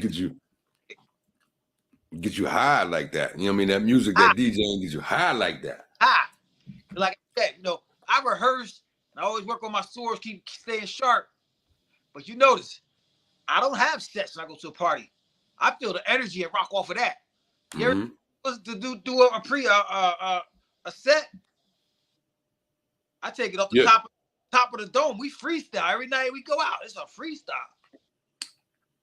And still keep the crowd rocking. I think it has the crowd rocking more because you working with the crowd. You ain't just working the crowd, you working with the crowd. I mean, it's a symbiotic relationship going on. And a lot of DJs have forgotten that part. And see, a lot of people, like, you know, they always say play for the crowd. It's really, I feel you want to be, you want to take on a ride, on an experience, on a journey. Like, we enjoying this night, we gonna take it here, like bang, bang, bang. You hear that song on the radio 50,000 times every day. You heard it 3 times coming to the club or the party, the event, wherever it is. So why do I do it again? Truth. Millions out here. Download music all the time, all day. I got so much music, and y'all want to hear these same 5, 6, 10 records that you done heard. Exactly. I can't stand that shit. What? I can't stand that, bro. Like, for real. Like, you know what I mean? All the clubs down here, they all playing the same shit. The exact same thing. Almost the exact same way. Even when you go to the old school, they play the same old school joints. Yep. Yup. Songs out here, man, that are hot, that ain't getting the. That's what I try to do. I just try to mix it and just play different stuff and still try to keep it rocking. For those who came to Pal's Lounge when we was rocking Pal's Lounge, you know what I'm saying? You know he telling the truth. He'd be playing stuff in there. You'd be like, oh, what? You may not even know what it is, but it was so dope that you just rock with it. You know what I'm saying? But that's what comes with a selector, a stand-up selector, and a DJ, you know what I mean, who represents the people. And which is why, you know what I mean? You know what I mean? We refer to him as God stick over this joint. You know what I'm saying? I mean, what it is. So you got that done down to Georgia. You know what I'm saying? Change the name, DJ Tastic. Run us into some of the things that you were dealing with and some of the stuff that you did at that point in time. Before the incident happened. You know what I'm saying? That really transformed even where you're at right now. We had a club. What's the cousin that Prince of Funk and all them? Mm-hmm. Fly club inside. Actually, I was just working when I came down here first. They had a club inside the Stonecrest Mall. Right across from the movie theater. Mm-hmm. Immaculate club. Club was fly. So Prince put me on. You know, he had the boys that's in there, and I just go out there with him. That's DJ Styles, my man, DJ Styles. DJ Styles, what's up, Styles? Something happened where he had to go to one day, and he needed somebody. He's like, "Yo, who's going to DJ?" I was like, "Man, I DJ." He's like, "What? Like you for real?" But I wasn't up on the Serato, though. I was still on the straight records on the joint. Mm-hmm. He gave me a quick little preview of the. This is before the Serato. They had the box back then, the little box. And yeah, you know how to move that, how to pull the records down for the computer, all this and that. You got a little last thing like, well, where's the crates at? So he showed me the crate. After that, yeah, we just ran with it. He did. He came back. I had the joint rocking. He's like, "Yo, you do DJ? You DJ for real?" Like, heard that a bunch of times. I'm sure. Heard that a bunch of times. Oh yeah, I go to some. We be at events and then cats be coming like, "Oh, you a real DJ?" Right. I mean, so if I'm a real DJ, then what are they? On the parallel, you know what I mean, that would say that they're fake asses. Some would say they're hacks. Because, oh, you know what? So if I'm a real DJ, then what are these guys did? But yeah, we did that. We was rocking out there. Then me and Styles, you know, I started hanging out with Styles. Me and Styles was going around. He put me in the mix. You know, Styles was in doing spots. We had a big event there at the Springer Fourth Center. We had like a DJ's Going Wild joint. Because there's like 4 different rooms and an outside patio. Wow. So I put a DJ each different room with different parties going on. We just called it, yo, DJ's Going Wild. Yo, salute to the fleet. They came through, was up there. Yeah, they came, had the fleet in there. We had, DJ Reality came through. We just have DJ Reality up in there. Styles. DJ Knight, DJ Knight. Oh, DJ Knight used to come out to the club out the Stonecrest too. That's where we met. Mm-hmm. Oh, can't forget the big homie, what's his name? DJ Red Dread, 107.9. Okay. Red Dread. And so you had the names in there. Shoot, I remember coming up to the atrium when they still had the pool. And y'all was rocking that pool party. You and Style, DJ Styles was rocking that pool party at the atrium back then. Yeah, it was at the atrium in the pool. Also did the hip hop. What's that? The big hip hop with DJ Prince. Serving these streets. Big shout out to Prince serving these streets. Yo, salute serving these streets. Yeah, that's and see Shan was out there. He was hosting that joint. Yeah. Those just a couple of things I had before I actually lost the art. I was DJing a couple clubs at the Underground Atlanta. Okay. I opened DJ Jelly that one time. He came in there. He was like, "Yo, where they find you at?" Yeah. Exactly. Y'all heard him, right? DJ Jelly. He's like, "Yo, you know what I'm saying? Like, I'm enjoying listening to you rock, man. Just go on to rock for a little. We gonna chill for a minute." Like, all right, wow. Yeah, they sat back. They changed like, "Yo, yeah. You's a beast." You know. Yeah, I got that. He came when he started doing his thing. But it's like, how you turned the club into a party. Right. Wow. Club vibe to a party vibe. You turn people just jumping in and yeah.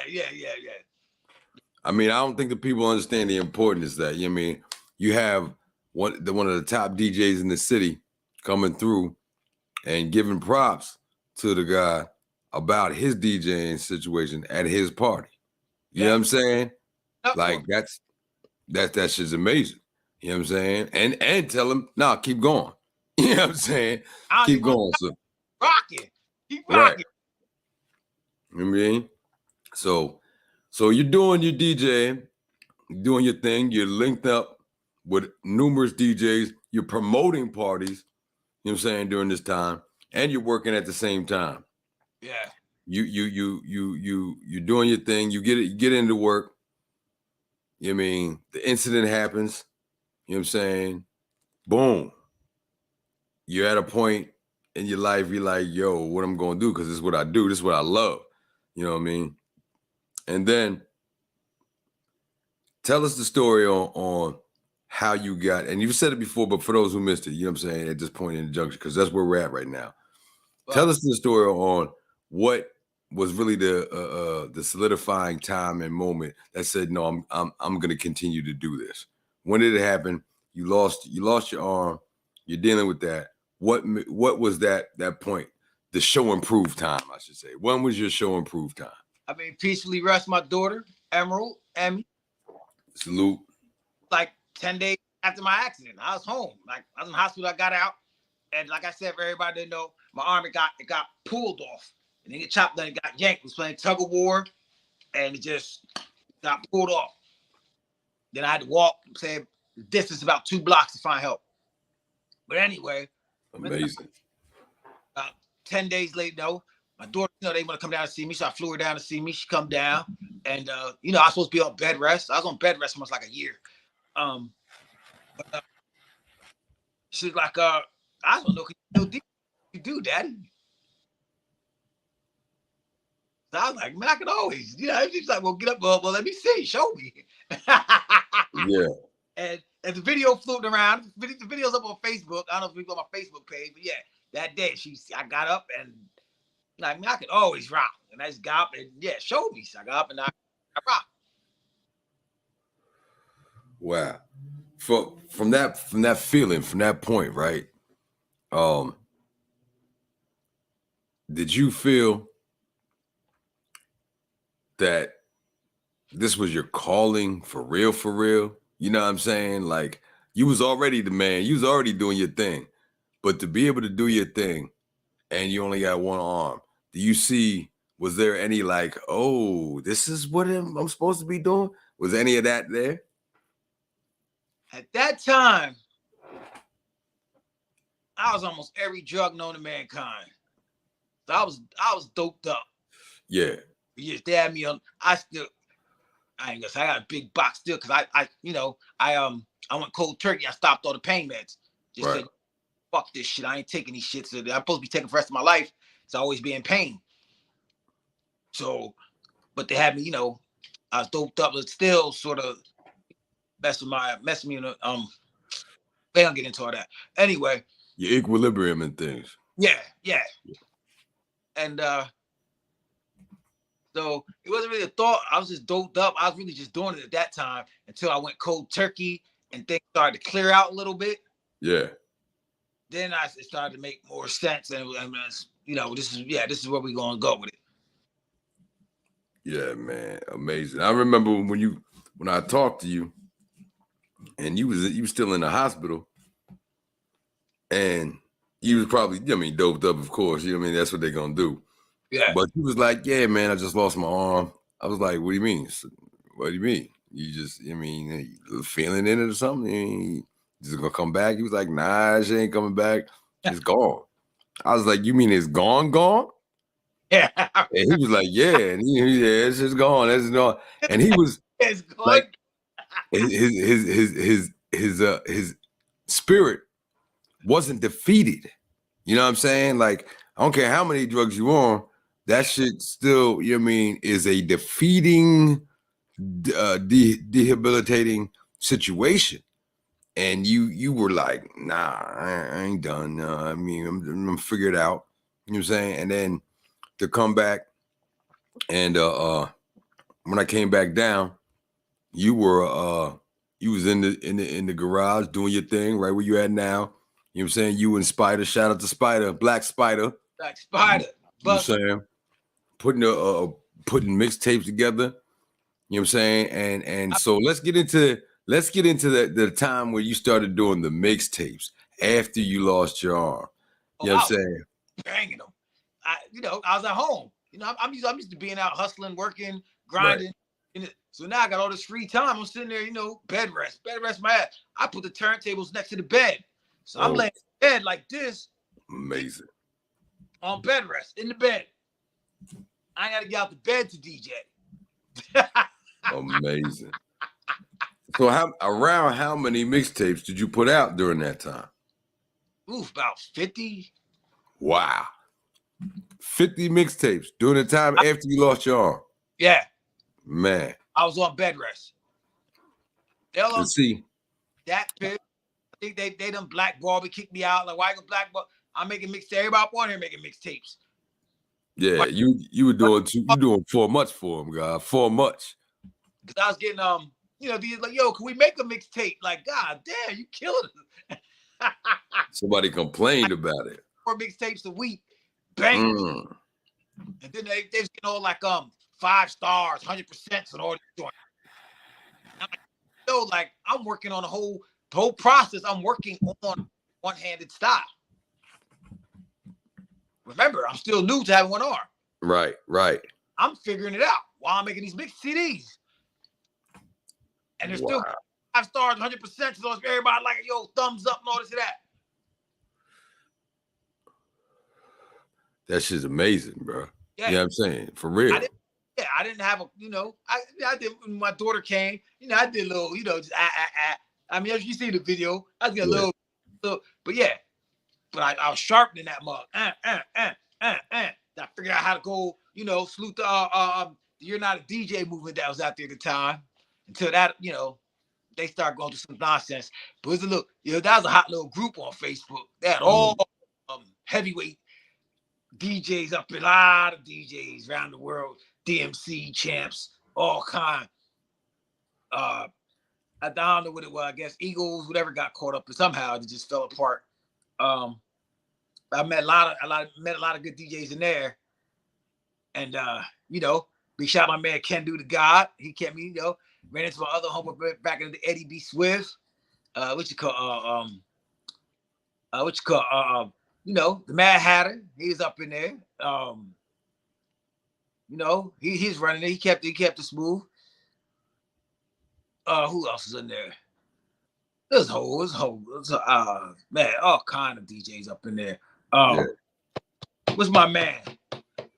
Mike, the dude from Detroit. Yeah, he be killing it.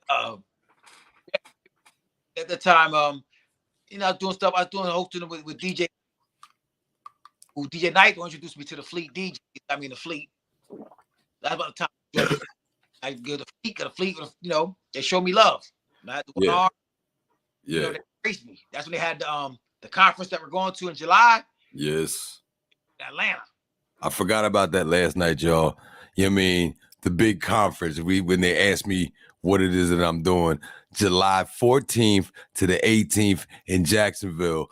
Duval. We're going to be down there. On the 16th, I'm on that stage, representing, Do the Knowledge Radio, representing 6th Ward, representing Outlaw RBG, Zaloot Malik Kalam, and of course, representing my brothers, the Vengers. We're going to be out there doing our thing. God Stick is going to be there in the building, but he's also going to have a 40-minute set out back when the party is, and trust me, that party is a party, boy.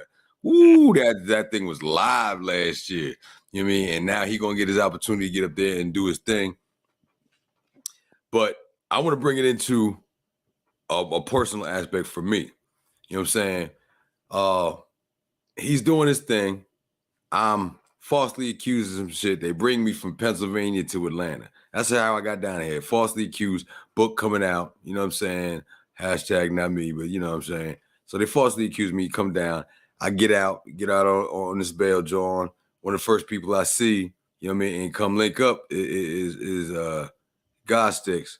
You know what I mean? He blessed me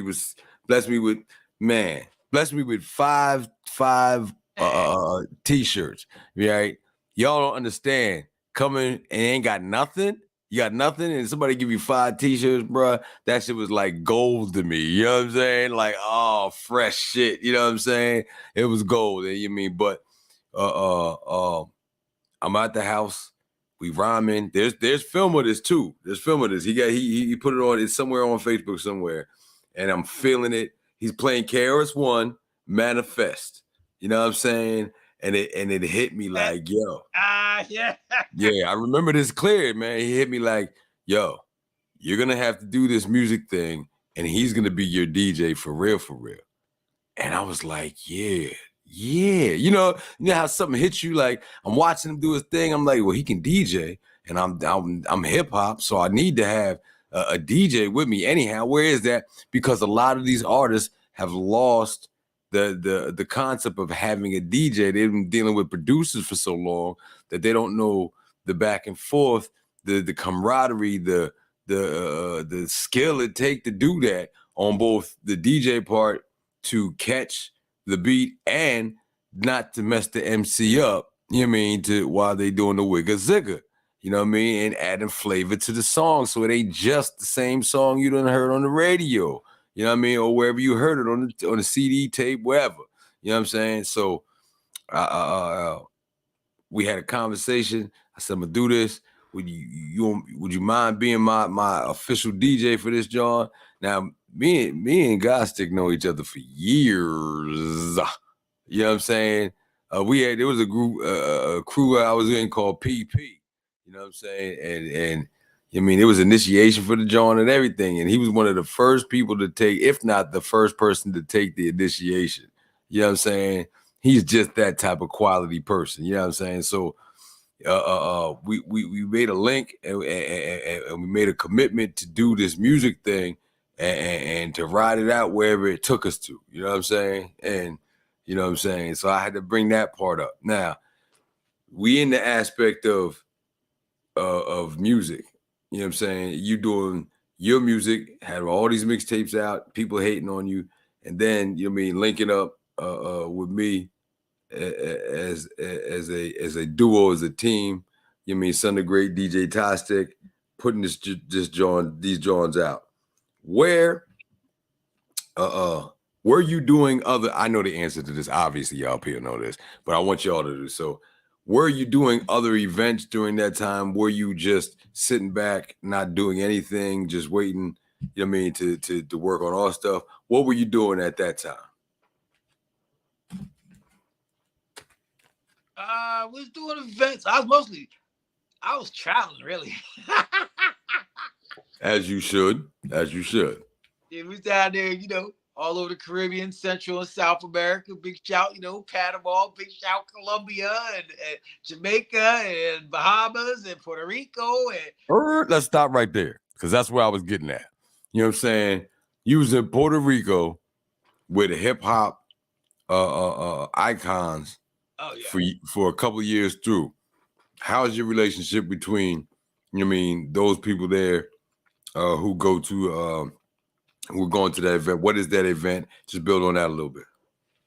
Well, that was the Puerto Rock Music Fest, doing by the Rocksteady crew with Legs in them.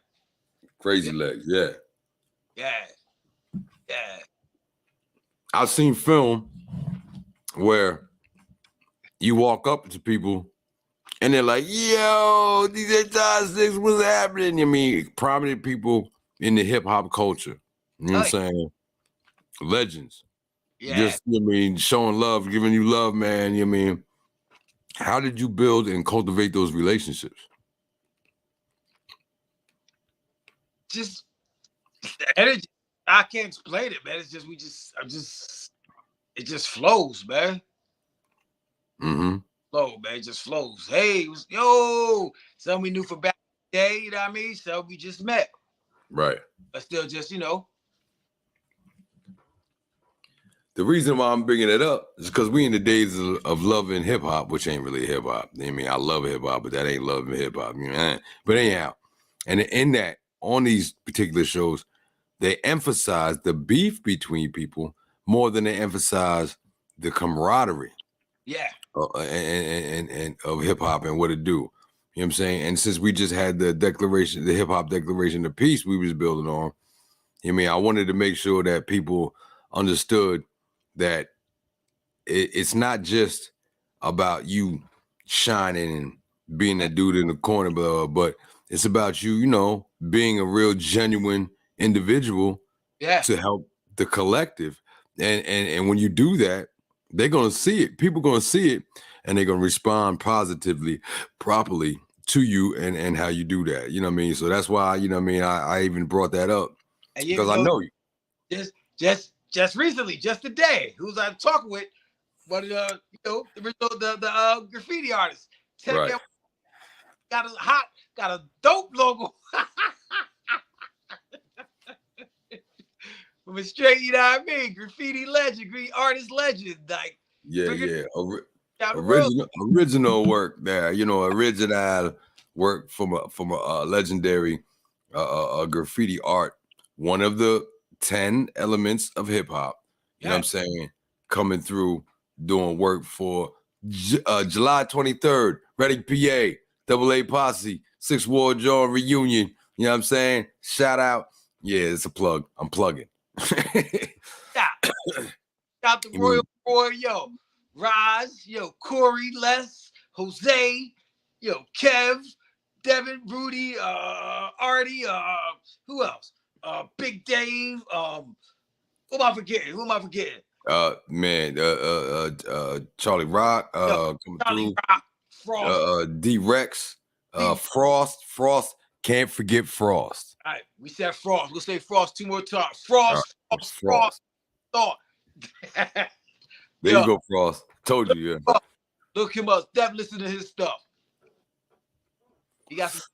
Frost is DMX without the crack, y'all, and been that way the whole time. You know what I'm saying? Been that way the whole time. You know what I'm saying? So, yo, I didn't mean forget it. Whoever I didn't mention your name, yo, you in there? You know who you is. I ain't purposely forgetting my mind. I'm just tired. I've been grinding all day. Yeah. Finished with the mix show to come up on here, so I'm tired. I just ain't right. And it's hot. Yeah. It's 107 degrees out here today. Storming. Oh man, it was hot. All right, if I forgot your name, it wasn't purpose. Eddie Wesley Smith. Lamont, Devin Glover, yo, can't forget 33rd. Yo, Jimmy Blake. Man, we go on and on. It's gonna be that type of event where, you know what I mean, it's gonna be love passed around, and we looking to see where we can, you know what I mean, the next day bang out a day party show type John. So, you know what I mean, we can, you know what I mean, we gotta get back to I gotta talk about the early days of Reading and the Double A Posse. Go ahead, man. Build on it. We skipped the whole Jordan thing, you know what I mean? So dealing with the Double A Posse, go ahead, build on what you want to speak on. Double A, we all grew up together. Like, we used to go by Travel Fox Posse. Why the Travel Fox Posse? Because we used to wear them Travel Fox boots back in the day. Stomping on niggas, you know what I'm saying? What are them the guys that be out there in Brooklyn? Dressed all up with the gear on that be preaching out there. Hebrew Israelites. They call right by the Albee Square Mall. Fulton Mall. Guys go to that record store, Beat Street, right across from look, there we go, Beat Street. Right with the church to be Beat Street, right across from the Albee Square Mall, like catty corner for Albee Square Mall. There's a record right there on the corner, right in the Fulton Mall. We used to go there, and we used to go down Fort Greene. We had a cousin that stayed up in Fort Greene, and they're like, yo, why don't you sell travel foxes? You know, we also got our boots on. They're like, yo, I can't forget about Streets Blessed. We was gonna see him over Eastern Parkway and all that. Yeah, right. Salute, Streets Blessed. Salute. Platinum artist, guys. Platinum on the platinum record. Oh yeah. You know, that's that the clip, the grinding. The remix. Yeah, they got a reggae remix. He's on that joint. Oh, the Cardinal Official. Who up? Yeah, and he got Pharrell. He got like a whole about an album. Pharrell Neptunes did for him. Yeah, He's sitting on Neptune tracks. He got some fly shit. Which was that? Oh, the Hebrew Israelites. Yeah. You know, we are very intelligent people. Like, why don't y'all come up with something creative that? Like, y'all know this mug. This is a racist mug. Don't even like y'all. Here y'all are frying bigging their name up. Y'all getting paid off of that. You doing this, y'all doing that. At this time, we're like 16 years old. Yeah. We ain't supposed to be up in New York. Like we racial Barbies here. We on the bus. We all up in Brooklyn. Then we came back. We was kind of discussing, and I think it was Roy. He's reading something with the library, something like that. He came across the paper and kept seeing all the people doing it. All the papers, aggravated assault. And stuck. He's like, yo, aggravated assault. Yo, that's dope. Aggravated assault. Like, yo, word. Like, yo, double A. Double A posse. Yeah. And that's like double A posse. Dope. Which stands for aggravated assault. Because suckers aggravate us and then we assault. It was really like that, y'all. Really, it was. You know what I'm saying? I know people be thinking Reading a little ass town. What Reading got to do? But I'm gonna tell you like this: don't come from out of town thinking you're gonna be like that. You better get down or lay down. Only when it come to Reading. You know what I mean? Cats wasn't playing. You know what I'm saying? Up out of there in the box, for real. Yeah, really. We out of there, and it's amazing that we are even where we at. Trust that. You know what I'm saying? So not to be in jail and not to be dead. But it is an accomplishment to get out of Reading. And I'm sure it's like that in a lot of small cities. Yeah. But we're gonna talk about Reading because that's where we from. You know what I'm saying? Reading to y'all. You know what I mean? You know, on the Monopoly board, the Reading Railroad. Yeah, that's us. We used to play at the Reading. I lived a half a block away from there. Yep. Playing on the Reading Railroad for real. I remember riding that railroad when the trains were still coming from Philadelphia. I remember going to Philadelphia on the train on that railroad a couple of times. I remember hopping the train going up. Mm-hmm. We used to jump the train to go. See. So the aggravated assault, that John, I mean, that's how y'all got together. Yeah. But what made y'all, you know what I'm saying? I can't forget June. Yo, Black Midnight. Can't forget Midnight. Can't forget Midnight. What's good, Midnight? What's happening? You know, I mean, what made y'all? What made you say, "Hey, man, you mean we can do a business out of this"? The Miss.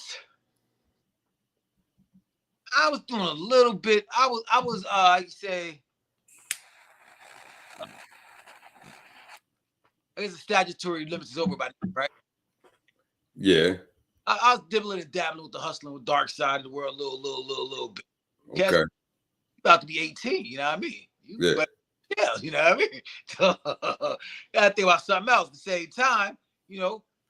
But I was really, I was really into the knowledge of the books, was always reading all this and that. I was a B-boy. I was still breaking and popping. I think I was dibbling with the MCing a little bit at that time.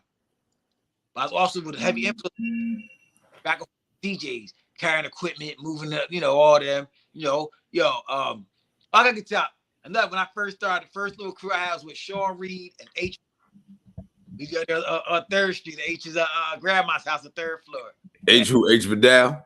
Yeah, across from Lawrence Park. Yeah. Yeah. Yeah, that's one of the first DJ crews that, yeah. And then, you know, we used to do parties. And then it just came out, got equipment, and we just started rocking parties. So we'd rent out little halls and stuff like that. They charge us, you know, depending what it was. Some halls be $50, some be $125, those was like $250. And put flyers out around the whole city. Have everybody go up there and rock with us. We started like 9th and Spruce. We did the karate school up on 9th and Penn, where Roger had the karate school. The Masonic. Then we built, I don't know if people out there remember Mr. G's right on 5th and Penn. I remember that. And let's get it closed up in the basement down there. Mm-hmm. After that, we got the other Italian dudes, and we built one over there on 5th and Court. Mm-hmm. Dynasty 1. Hey, look, it was an old building. We cleaned this joint out, built the dance floor. That main guys in it, but we was in there helping. Like I said, we was young. We still I was like 17 like at this time. We building joint, built dance floor, built DJ booth, all that, just so we could rock. And they bring the whole there because we never wanted to go. Because before that, they had certain little clubs, but a lot of clubs was out playing, you know, the bougie joint. That's all in the suburbs. You grew up with us. They ain't really have a good spot. They had like the after I do the CP. You had the Elks. You had you know, they had the Mystique with, then it was the Dimensions. Yeah. Studio 124. Adam Apple. And you know, first night the Spruce, Swam and them had that first. I think they chilled out. That's what we picked up, Night the Spruce. Yeah, Swams, because people used to call it the Swams. Remember they used to call it Swams. Yeah. And then that we just started doing it. It was like, yo, you know, mother became like hood celebrities. literally. I remember. I remember seeing it. Like Project X before Project X. We the original Project X. Yep. Cats was following people's lives and made a movie about that. That's all right. We're gonna make a movie about life for real. Watch. A couple movies about me out there. Look. Hold up. Somebody telling my stories out here. What else? That's back when I had my first car. I was 17 years old with a fucking Peugeot. Yeah, I remember that. They just knew I was on some shit. This one got a fucking Peugeot. A Peugeot. I'm driving around with foreigns and shit. These guys 17 driving in foreigns. Before Cats was even having that conversation in their raps, really. Yeah. Shit was happening. Yeah. So let's fast forward because you DJing for me has got you to, not got you, but you did it yourself, but we're in that point where now you're the official DJ of the Vengers, and we had a show coming up on the 18th, this Saturday, at Olympic Park. Centennial Olympic Park, right downtown in Atlanta. And we got an hour show. So as a DJ with an hour show, you got maybe 8 of the 9 MCs coming on the joint. What do you have to do to get ready for something like that? I was born ready. Ooh, that's the perfect answer. God sticks. And henceforth, that leads into, the new name God sticks, because, normal men can't do what you and continue to do what you've done and what you do and what you're doing right now. And juggling 8 to 9 MCs and putting out a mixtape wiggle-zigging it through the mixtape and having it. I seen it happening with my own eyes. You know what I'm saying? That's some things only God can get done. You know what I'm saying? Yeah.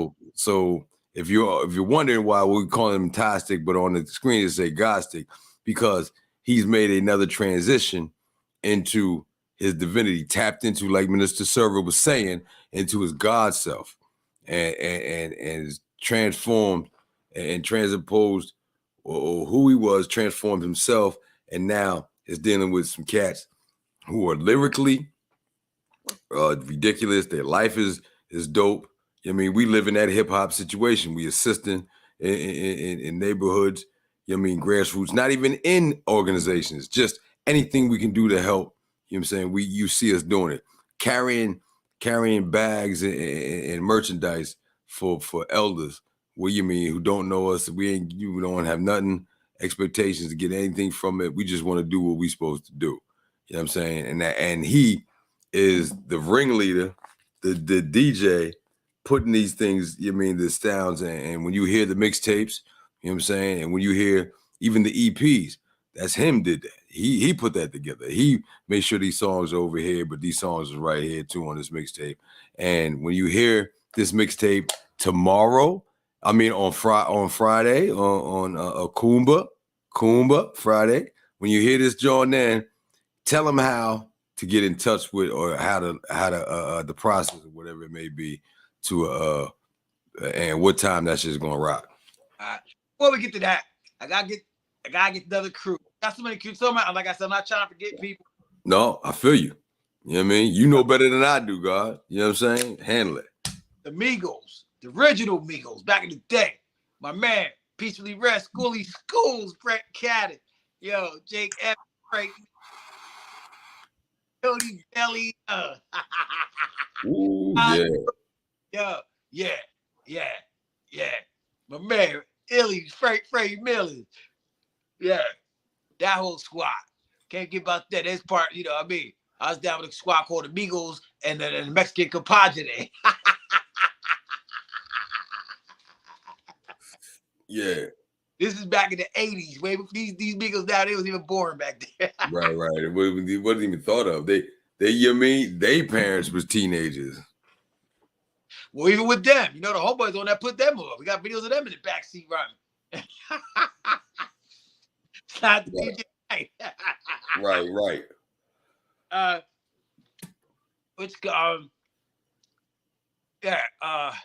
right, let's get that shout to the Migos. I'm trying to remember. I'm tired. I've been grinding. I've been up all day grinding. Yeah. Like 4 or 5 positions, the jobs, radio, all kind of stuff. I've been doing that at it. So we only got 15 more minutes. We almost out of here. I'm tired. I'm beating the face with that. That sun beat me up today. Oh yeah, that sun is blazing. Like I said, you see that post I put? If y'all think it's hot now, wait till y'all go to hell. Yeah. I ain't get no likes on that. Grr. Yeah, whatever. They see it. Stop reminding us. Nah, get better. With all it gets me is how I black, because Mm-hmm. Accident my arm, accident. They keep going with this. My arm got pulled off. So the nerves, everything got pulled and yanked too. So I life same day as it happened. Like the same level of pain. Mm-hmm. So on top of else, I black that out every day. There's not 1 second that I'm not without pain. I'm in pain right now. Mm-hmm. So just on that level alone, remember I went cold. I'm supposed to be on pain meds forever. Remember I went cold turkey. Right. So I'm not on nothing. Like I might Heineken. So yeah, just in that level, just dealing with that just alone and blacking the pain out every day is issue. That's just amazing. Y'all complaining about the things you're going through in your life right now. Yeah. But it ain't a physical pain situation. You know what I'm saying? Every day, all day. And when you see God sticks, there's a smile, there's a laugh, there's a spirit of energy, going through him that, he don't have to do this. He don't have to be like that. It's quite understandable if you was just a mean motherfucker all the time. It makes sense. I know that if I don't smoke, you know what I mean, you're gonna get the hardest correspondent ever. You know what I'm saying? So you know what I mean? So if that's what it is for me, it's amazing to me for you to be able to be in the spirit that you in, doing the shit you do right now. So, you know. I just black out like I really think. Black the main part is just an issue all in itself. Yeah. I move every day. Some cats, they be forgetting I even got one arm. They be talking like, yo, I mean, I even forget I got, because actually I really don't, because, you got the fans, so his arm still be moving. That's why sometimes you see my nub, I be going like, talking because I was left-handed. And arms, brain still register, the arm's still there. Sometimes I be going, I see my nub, I be like, wait, let's stop. I gotta build on this. You're left-handed. You're a DJ. You lost your left arm. You still come back and you still DJing at high top quality. That shit's fucking amazing. And we ain't dropped that point. Yeah. That shit's fucking amazing. That was my arm there. Wow. You know what I'm saying? Shit. God keep building, you know what I'm saying? Like, because I'm gonna keep pushing this vengeance project. So, you know what I'm saying? That's what I was saying. How they gonna be able to hear this, John? That joint is hard. I just set the shit in for the radio. It's done. That's why I came on here late, because I was finishing up. Just got finished with it. Just sent it over for the radio show. Boom. Friday morning, 9 o'clock. Oh, the joint. You was getting mixed up. It's fleetradionetwork.com. See, that's why I had you. You know what I mean? You gotta say it right. Fleetradionetwork.com. When you go on there, it's like a whole channel. Fleet got a whole channel station, whatever you want to listen to. You got a chick, there's like a little microphone to say live radio in the middle. You click on that. There's gonna be a whole bunch of stations from A to Z. So all you gotta do is scroll down. My show, I think you said mixtape, but no, it's Mix Show Radio. Mix Show Radio, okay. Mix Show Radio. So you go there, you go to all the stations, scroll down to Mix Show Radio. Click on that, and it'll pop up. Friday, 9 a.m. Big salute to the fleet. Yeah. Salute to the fleet, man. Man, that's gonna be a good time down there. I mean, y'all in Jacksonville, y'all in Florida, come see us. Hey, Kyle Jackson, come see us. He said he was coming. Cousin Kyle said he was coming. I was good. Yeah. Come see us. If I'm forgetting y'all, it ain't purposely, man. That's why y'all need to come to that cookout July 23rd in Redden. We're gonna get skits, little pieces of documentary and stuff like that. So yeah, if I'm forgetting you, you need to be there. You can get up. Yeah. Oh shoot! I forgot to even say, I'm gonna be shooting pieces for the song "No Way," video segments for the video "No Way." So you show up, you're gonna be in the video. You know what I mean? That's what it is. You know what I'm saying? That type of thing. I can't be around all my peoples like that and not put them in the, you know what I mean, in the video for the new John. That'll just be ridiculous. So I'm gonna shoot some shots down there, going through the song. You know what I'm saying? Y'all just, you know what I mean, come through and be a part of this party, man. I was gonna shout out to my other daughter, Angel, my son Elijah, you know what I mean? Mm-hmm. Emmy a lot, but I got Angel and Elijah. So shout out to y'all. While we on air, happy God Day coming up. God Day every day, I know, but they like to combine our shit. So on God-teenth, it's gonna be Happy God Day. You know what I'm saying? Because God made God through God. You know what I'm saying? So Happy God Day on that. You know what I'm saying? Man, I'm tired right now myself, man. I'm ready for a video, man. I'm ready for a couple videos. And where you mean? I'm waiting for Nallah's knowledgebornallah to come and bless. How you gonna be on the God Sticks is on it? You ain't on it, God. You know what I mean? I'm calling you out right now. You know what I'm saying? Carry the records to help us at the parties and hook the cord. There's a lot of folks out there, so yeah. We'll get back to that story. That's a whole other issue. Like I'm tired right now. Don't forget names, but yeah, there's a lot of folks out there. You know, big shout out to all my family, friends. You know, mom, pops, cousins, nieces, sisters, brothers, all that. Cousins, aunties, uncles, tios. Everybody part of the group, man. You know what I'm saying? Like, that's what it do, man. That's where we from. Where we from, we remember that and we act accordingly. You know what I'm saying? We are a community. We are a collective. We are doing things together, even when we separate. You know what I'm saying? At all spots, at all times, y'all. You all heard it before. That's what it is. At all spots, at all times. You know. Shit. I wonder if he fell asleep. Let me holler at him real quick. You know what I'm saying?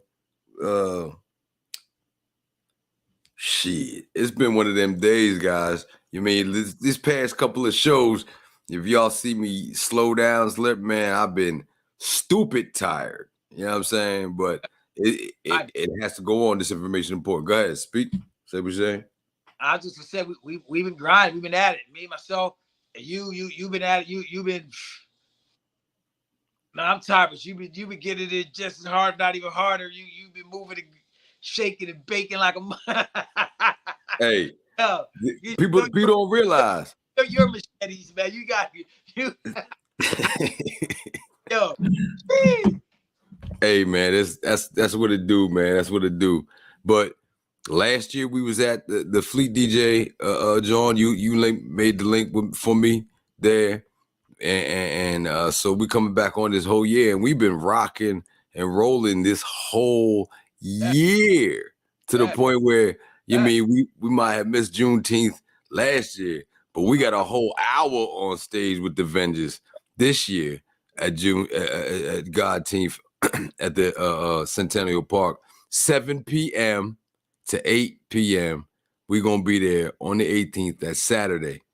Come check us out. Trust. You're gonna enjoy the show. You're gonna enjoy the lyrical capabilities of everybody on there. You're gonna enjoy the sounds and vibrations. DJ Gostic gonna open that joint up to spark and remind you what it was like to hear proper lyrics in this hip hop shit. You know what I'm saying? It's gonna be dope. You know what I mean? Shout out to my brothers who on this joint with me.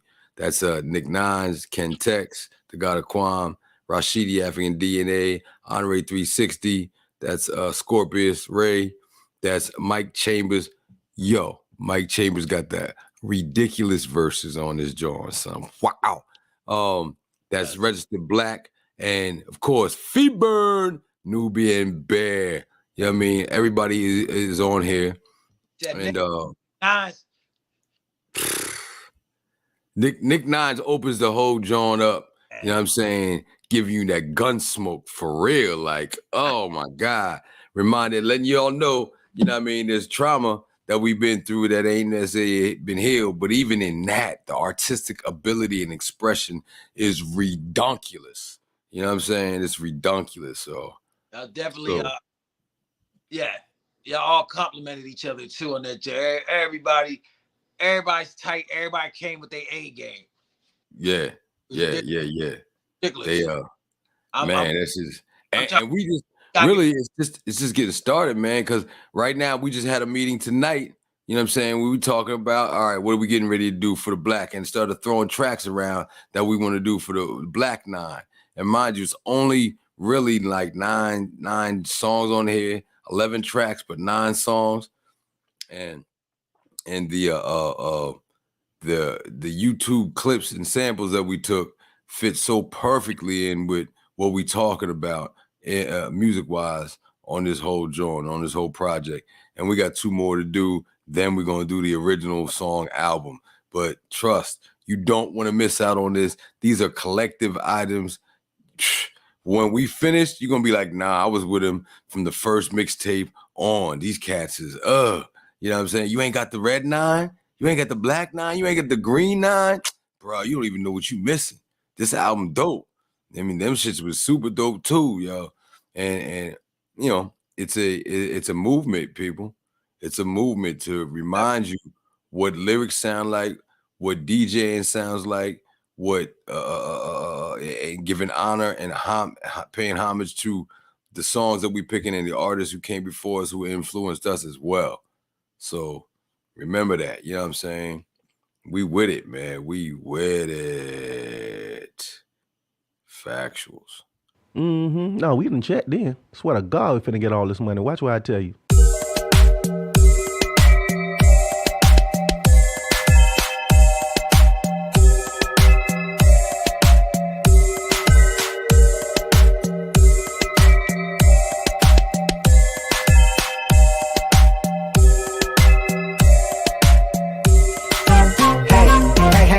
Touch my eleke. You may think they pretty, but to me it's not for play. Power in my jewelry, glitter scene like an AK. Full body protection, looking clean every day they so. Hey, don't touch my eleke. You may think they pretty, but to me it's not for play. Power in my jewelry, glitter scene like an AK. Full body protection, looking clean. And I say I shit. I gotta say I shit. I shit. And I say I shit. Elegba, Oshun, and Obatala. And I say I shit. Mokio, I shit, and I say I shit, and Oya, and Shango, and Yemoja. I got it, currency in my pocket, nature around my neck, front and center I rock it. Never tuck them, so folk wanna touch them, they need to stop it. Trying to find them on lines like mine, you never cop it. My eleke is living, reason why I be winning. Jealous of my position, but I'm just at the beginning. Demonizing the forces, no intercourses I'm giving. Christians feel like I'm sinning the way the heavens be bending for me. I'm in the flow, I get the dough, I'm giving more, it's reciprocal. Every dose could be poison or be medicinal. Truth is blatant to those who know what to listen for. Yep, a treasure chest in every mic check. Steady in the altitude and we ain't on the flight yet. Calling me the champion, I ain't even won the fight yet. Mooch is sticking to us for that juju that they might get. Hey, don't touch my eleke. You may think they pretty, but to me it's not for play. Power in my jewelry, glitter scene like an AK. Full body protection, looking clean every day they so. Hey, don't touch my eleke. You may think they pretty, but to me it's not for play. Power in my jewelry, glitter scene like an AK. Full body protection, looking clean. And I say I shit. Somebody say I shit. I shit. And I say I shit. Egongo, Babaluaye, and Ita. And I say I shit. Mokio, I shit. And I say I shit. Ochosi, Ogun, and Orumila. Got them holy beads around my neck. Them sacred guides on deck. Yep, it gets protection all around. Kosi Wahala, big blessings abound. I'm open to receive all the things this universe has laid at my feet, and I'm walking yellow brick road and laid with gold. Oh yeah, I get it from my mama, she reigning on her throne. La de Koju, Oriye Oshun, hell sweet water goddess, keep that blade and some honey. Lord, she just keep going, hard to stop when she gets started. A river flowing, anointed from head to toe, baptized, got Orisha by my side, then my eagle all around, ain't nothing stopping me now. Full force on them, full glow on them. Spirit realm said go, so I move for them. A walking altar.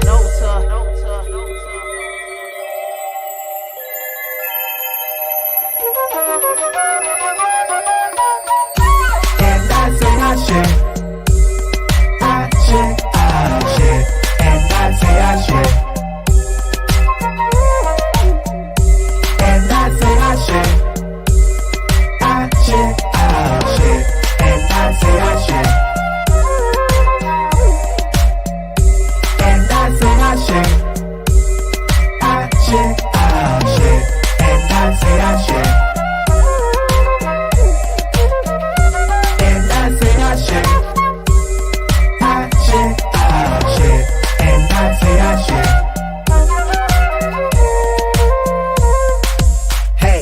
Hey, don't touch my eleke. You may think they pretty, but to me it's not for play. Power in my jewelry, glitter scene like an AK. Full body protection, looking clean every day they so. Hey, don't touch my eleke. You may think they pretty, but to me it's not for play. Power in my jewelry, glitter scene like an AK. Full body protection, looking clean.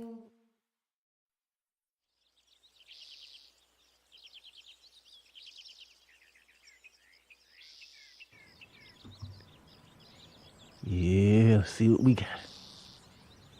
1, 2, 3, 4, 5, 6, 7, 8. Woo, we done hit him, Baba. 10, 2,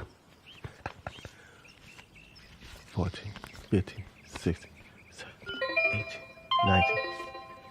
God. 20. Good day. Who this messing my count up? Alafia, bruh. I told you we was gonna hit. Yeah. Shoot, I'm counting me and Baba out right now. I'm waiting on Sunday to come out, hit her. We good. She finding out right now. We checking in. Hold on. Good. About to hit him again. Yeah, that's my joint. Don't touch my LA gay. That shit is fine. Tahir RBG is gonna be at RBG Fest headlining. Got a couple of people coming through. You know what I mean? Mike Chambers gonna be there. Saeed Malik gonna be there. Raka and Musa gonna be there. Woo! Got a bunch of other folk coming through. I'm gonna be there. DJ Gostick gonna be there. And the 27th of, you know, I'm tired. 27th of August, in Black August, we gonna be there. That's basically shutting down my joint. And then after that, you know what I'm saying, somewhere in New Africa, most likely it's gonna be the 7th anniversary get together of Do the Knowledge Radio. He been on here 7 years. You know what I mean? God. You know what I mean? God been doing God work. Luke. Yeah. Salute. Straight up. Straight up. Oh, that hurt. Man, I was working my chest today. Oh, that hurt. I'm jumping around. Well, go ahead. The Greenwich family. My man Rob Greenwich. Oh, yeah. Those are the ones that sent me back to Philly to connect with me. And introduced me to the Power 99. I got it with them, yo. Can't forget it. Adas mentioned tell the Power 99 story and all that. Yeah. They the ones that made that, put me on with all that. Yeah, Power 99 is the number one station in the Philadelphia area, Reading area, Allentown area, Lehigh Valley area. That's the joint. Yeah, no doubt. Yeah. Man, extensive career, extensive qualifications, extensive life experiences to be called Godstick. DJ Tostick, aka Godstick, the one-arm assassin. Amazing shit. Yeah, man. Yo, it's after 12 o'clock. I don't know what we doing. You know what I mean? I don't know what we doing. I'm tired. Somebody better come on here and say something. If we ain't gonna say something, I'm gonna end this show tonight, right now. Get back to take. I'm tired. Yeah. My grandma, Virginia birth. Yeah. I'm tired. You bring it in, yo, there like that. Oh, Jimmy Blake, yeah. Shout out to the ancestors. You know what I mean? Shout out to, of course, Zaloot Malik Kalam. I mean, word to Biz. Shout them out. You know what I'm saying? Shout out your ancestors. Shout out your people who ain't here no more, but walk with you and you know they traveling in the stars and moons and quasars and things like that. Shout out to my personal ancestors. Shout out to the retributionary ancestors who fuel me to continue to keep me going, driving, and doing what we doing, rocking and representing. You know what I'm saying? Liberation lyrics and getting things popping. You know what I'm saying? So what's good, people? What's good? Yeah, man. This Tahir RBG, repatriation the situation. I just want to let y'all know I hear all that shit y'all talking. You know in your heart of hearts you can't fuck with this. You knows that. Why I'm tripping? Y'all knows that. Let's start talking. Let's get into it. Whoa, hold up. What they talking about? I hear you. Matter of fact, fuck all that they talking about. Fuck all that yakety yak. Wanna run they mouth. Machete clappity clap. Oh, goon run them out. Cross the border, show say arrow, hunt them down. Babaloo, I ain't clean off, it ain't nothing now. 30,000 in the air, my phone still on. Writing rhymes, earphones, with the kill on. Get the skill on, little homie, the real on. E.I.'s getting the chill on, watching me get my meal on. Take a stand in the wreck, get my build on. You disrespect the whole set and get your skill on. My Duke where if you pay, get your bill on. Debit card swipe up, performance is getting tighter. I'm older and plus I'm nice to the motion it I sip on. Most of y'all skip the protocol. Trip on forces and slip, bust your head. Train of thought wreck, you there, didn't do what your goon said. Now it's cold red, skeptics is begging to get my heel on. Back like I never left, proper like a sweater vest. I'm the ancestors' favorite rapper, Megadeth. That's true. No guitars though, just a hard flow. That's true. Nicest priest on these beats as far as bars go. A Joshua Eli's on my chest as far as scars go. Stars go to Fargo, stand and rock for photo ops. Bypass their own hood like they don't know the block. Faking culture shots like they forgot them struggles. All the fuddle when that muzzle blast cats be like. Suffering succotashes, beats, concrete, street with sophistication. Repack nation, we deep, baby. Plus RBG certified, fly like the butter with the golden box cutter. Hello, yeah. She's so flirtatious, smile like the Nile, her booty so outrageous. Classic yet refreshing, just to know you is a blessing. Peach schnapps in the flukes, here's a toast to patience. Oh well, a closed mouth don't get fed. She came to bed and woke up with your moja on her head. I just wanna see the fam blossom. Inhibitions, I lost them, I'm feeling awesome. My shit.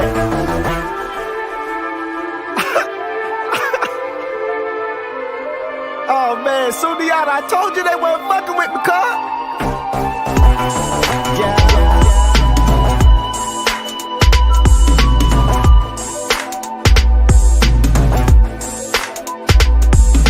You need to ask yourself that. Why do you eat food? You need to ask yourself, what is food? Because we got consumables, as acidic, dry, whatever you want to call it, and then we got alkaline, wet, real food. We got fake food and we got real food. Now, you growing up in this world, I don't know how old you is. If you my age, you 20, you 28, 29, we is the last ones to know what real is. These jits don't know what real is because they being raised on the fake. So they put the germ in the seed. Roundup ready. They put the germ in the seed. They got fake seeds. So I'm telling you, this is war. Yeah. This is fucking war. You got to learn the real, and you got to decipher from the fake because it's getting hard to tell. And that's my message. Yeah, you know what it is, man. It's been the Hardcorrespondent Podcast. I'm son the great GR8. I'm going to leave y'all with the aspect of understanding that you are the culture that you are bringing forth. What you do is what's going to shape and mold those who come after you. You know what I mean? Make sure you do the best you can. Make sure you tap into your God frequency. Make sure that you know that those who came before you suffered way more than you. And, you know what I mean, you're not doing what they had to do. So you already in a better position. Lose the colonizer thought pattern. Connect with your African heritage. Make sure that your ancestors who suffered here run through you while you're here and do what you're supposed to do for complete liberation and being freedom and express yourself properly in regards to the art form and in regards to where you come from. You repping. You know what I mean? Peace to the God, born the devil. Peace in your mind's power. Refine what you do with that power. Make you evil or divine. And I choose divinity every time. Salute.